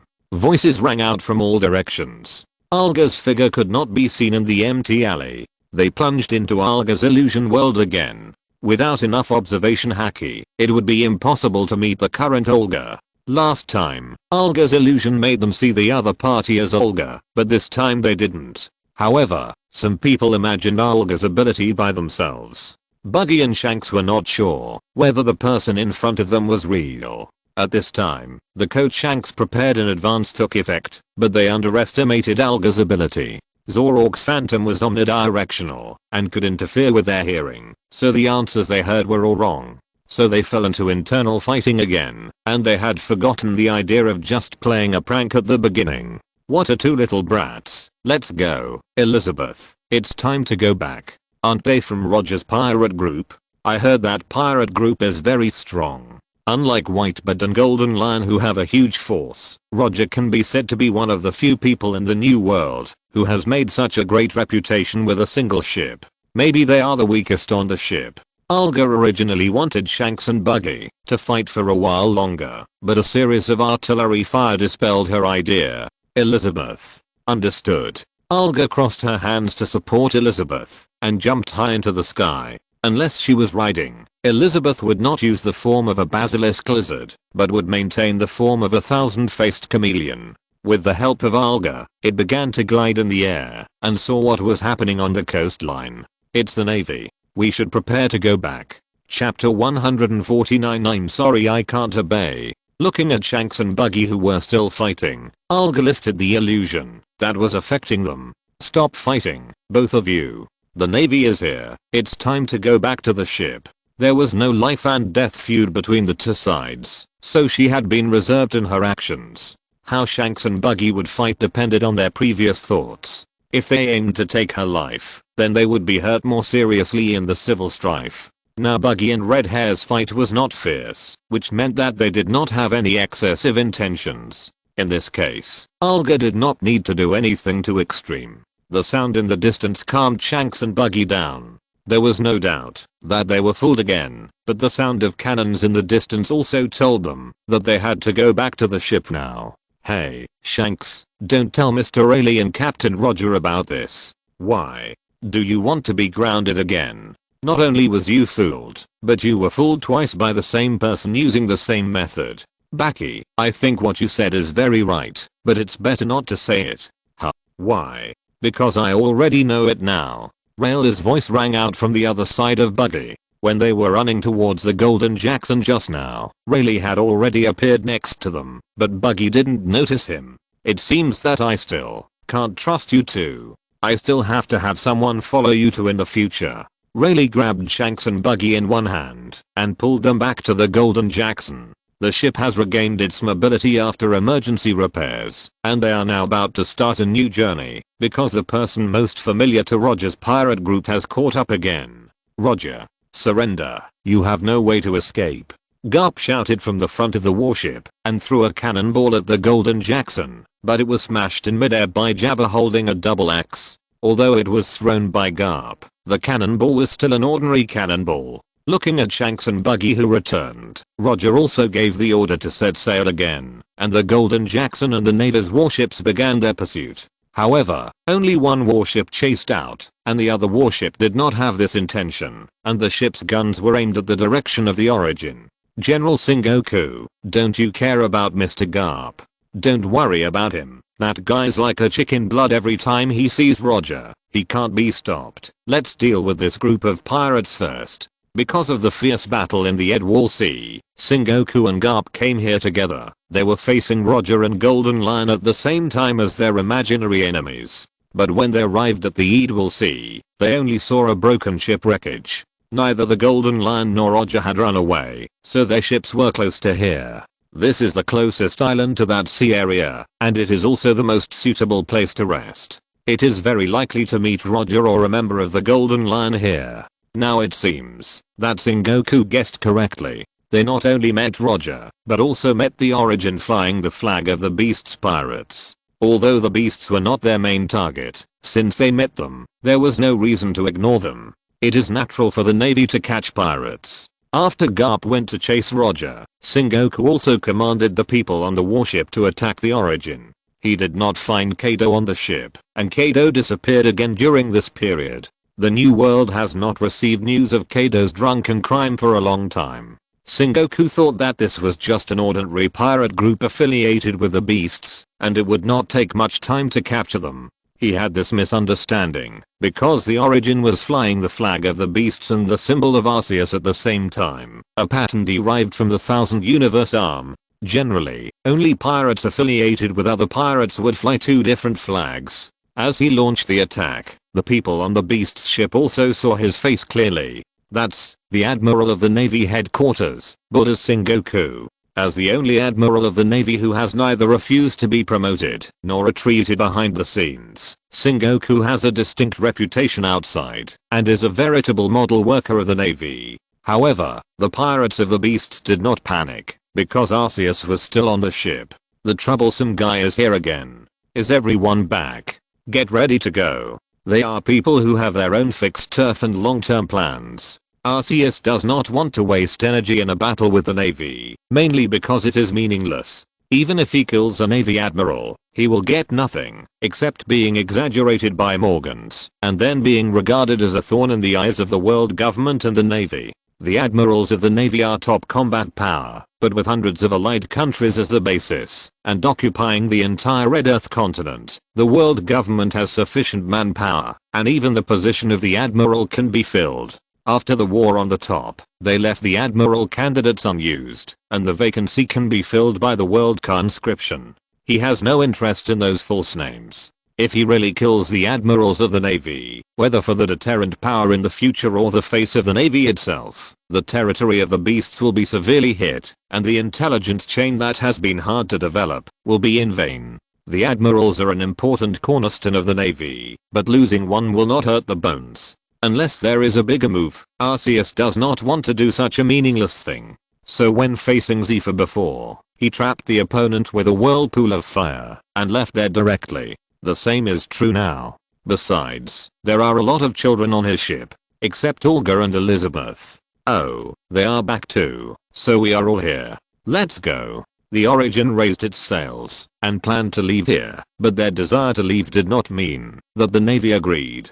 The dense shells formed a blockade, blocking the way of the Origin. Not wanting to fight does not mean that they will not fight back. The Origin was naturally equipped with heavy artillery built by the Beasts, which was comparable to the Navy's ship guns in terms of range and power. A cannon battle unfolded on the sea. Although his electromagnetic floating can take the ship flying, the speed is no different from that of a target. You go first, I will catch up in a while. It just so happened that he also wanted to see how much power the Admiral of the Navy headquarters could exert. Under the order of Arceus, the Origin retreated to the distance first, and everyone except Zorora obeyed this order.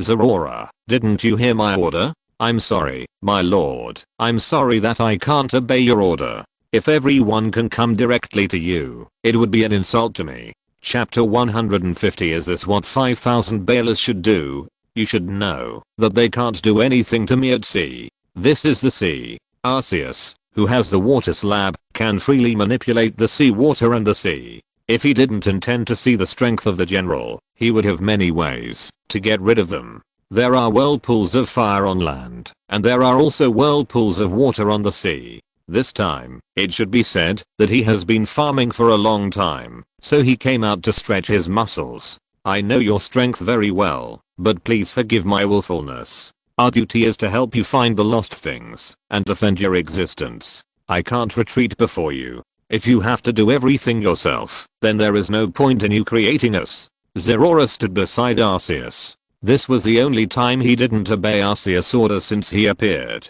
Forget it, it's up to you. You really should see the cutting edge combat power of this world. Zerora has not fought with anyone much. The only enemy is the group of organ trafficking assassination groups, but they really can't be used as a standard for judging combat power. The warships led by Zenji can also allow Zerora to better understand the stage of his own strength. Yes, sir. Seeing that Arceus did not continue to order him to leave, he was relieved. For the first time, he could be willful, but if Arceus insisted on letting him leave, he had no choice but to obey. At this time, the hair on his body stood up completely, which was a sign that he was using the electrical energy stored in his body. He floated beside Arceus. This was not electromagnetic floating, but his own unique ability. The balls of his hands and feet could release a large amount of electric current. He could use this current to create a strong magnetic field, and use the power of the magnetic field to move in the air and achieve high-speed flight. Arceus and Zerora, who were away from the source, naturally attracted the attention of the Navy. Sengoku has always been known as a wise general, and intelligence is very important in this regard. There is no doubt that the Navy's intelligence network is much stronger than that of the pirates. Whether it is the Navy's own undercover or the information provided by the world government CPs, it will be summarized in the Navy headquarters. As the admiral of the headquarters, Sengoku has extremely high authority in this regard, and the admirals have their own familiar adjutants. Sengoku's adjutant has already brought the intelligence he has sorted out to Sengoku. Unknown creature? 5,000 berries? Nothing else? Yes, we don't have any records of the creature in the sky. This bounty is the only information. However, Mr. Zephyr has reported similar information before, but after analysis by the intelligence department, it is believed that it is the ability of Flame Disaster Jin. Arceus's lifestyle can be said to be reclusive. Kaido is the one who shows up on weekdays, and he doesn't know much about the Arceus Navy. The bounty has left a preconceived stereotype, which leads to most of the power being considered as the ability of other people. What about the Fur tribe? No information. The other party should be a new member. Although there are no Fur tribes in the Navy, Zerora's appearance is too similar to that of the Fur tribe. Sengoku still has the perception that he is a Fur tribe, and he is also a capable person. After all, there is no record of the Fur tribe flying. Before Sengoku issued a new order, Arceus had already sent a welcome gift, the Dragon Star Cluster, which can also be called the Sky Dragon Meteor.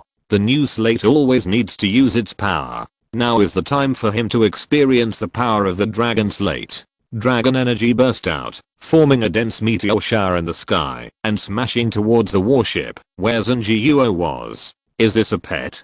Are those people in the intelligence department trash? Looking at the Dragon Stars smashing over, Zenji had serious doubts about the ability of the intelligence personnel. If you can't make a good judgment, don't make a blind judgment. He has never heard of this kind of creature. It is probably an animal type ability user who is used to the beast form. It's not that he hasn't seen such a person before. A burst of golden light came out of Zenji body, and the whole person turned into a big Buddha form, and then a shockwave hit the sky. Zenji is called the Buddha Zenji, not because he is so Buddhist, but because of his fruit ability, the human fruit fantasy beast species big Buddha form. In addition to his own powerful Buddha's golden body, the shockwave from his palm is also one of his main fighting methods. Without letting him go, because of his relationship, the Buddha's shock wrapped the entire warship with him as the center. After a violent shake, the tentative attack of the Dragon Stars was successfully blocked by him. I blocked it, not bad. So what's your limit? A new batch of Dragon Stars appeared out of thin air again. Compared with the previous attack, this time there were more Dragon Stars and they were larger in size. As for the debuff that the Dragon Stars would cause the special attack to be temporarily reduced, it had been offset by his self-motivation. Looking at the Dragon Stars that were attacking again, Zenji mouth twitched. He knew that to solve this kind of attack, he had to start from the source, but he couldn't leave now. He had missed the opportunity. If he left here to find Arceus, the marines on the ship would inevitably suffer huge casualties. Only his ability could perfectly protect this warship. Borsalino, go and interrupt his attack. Zangiuo didn't think it was a good idea to let Borsalino take over his defense of the warship. The laser he released might be able to shatter those strange meteors, but it couldn't destroy them all. A hasty change of people might cause other effects. So the best decision was to let him interrupt the opponent's attack and then prevent him from attacking the warships at will. However, Borsalino failed to enforce the order. Since the recruit camp, he has been lazy. Sengoku-san, it seems very troublesome. Can you not go? What do you think? Oh, I know. Don't be so anxious. Kuzan, Sakazuki, Borsalino, the future 3 admirals have become members of the Navy at this time. From the day they joined, they were called monsters by the Navy, and they did not live up to the name of monsters. On the day they graduated from the Zephyr training camp, they were awarded the rank of colonel. This is the rule of the Navy. The highest rank that people who come out of the recruit camp can get is colonel. The rank of general requires not only strength, but also military exploits. However, people specially recruited by the world government can break this rule, including being directly awarded the rank of colonel or above. Sakazuki and Borsalino joined earlier than Kuzan, and it has been 5 years now. Borsalino is now Major General of the headquarters. Although their strength is more than that, they are still slightly lacking in achievements. Now the 3 of them are training with others. The Navy intends to train them to take over the position of admiral in the future. End of this chapter. Thank you very much for reaching the end. Don't forget to like. Looking for more exclusive content and immediate access? Subscribe to our Patreon. Remember, every like, subscription, or donation encourages us to continue. Thanks to everyone. See you in the next video.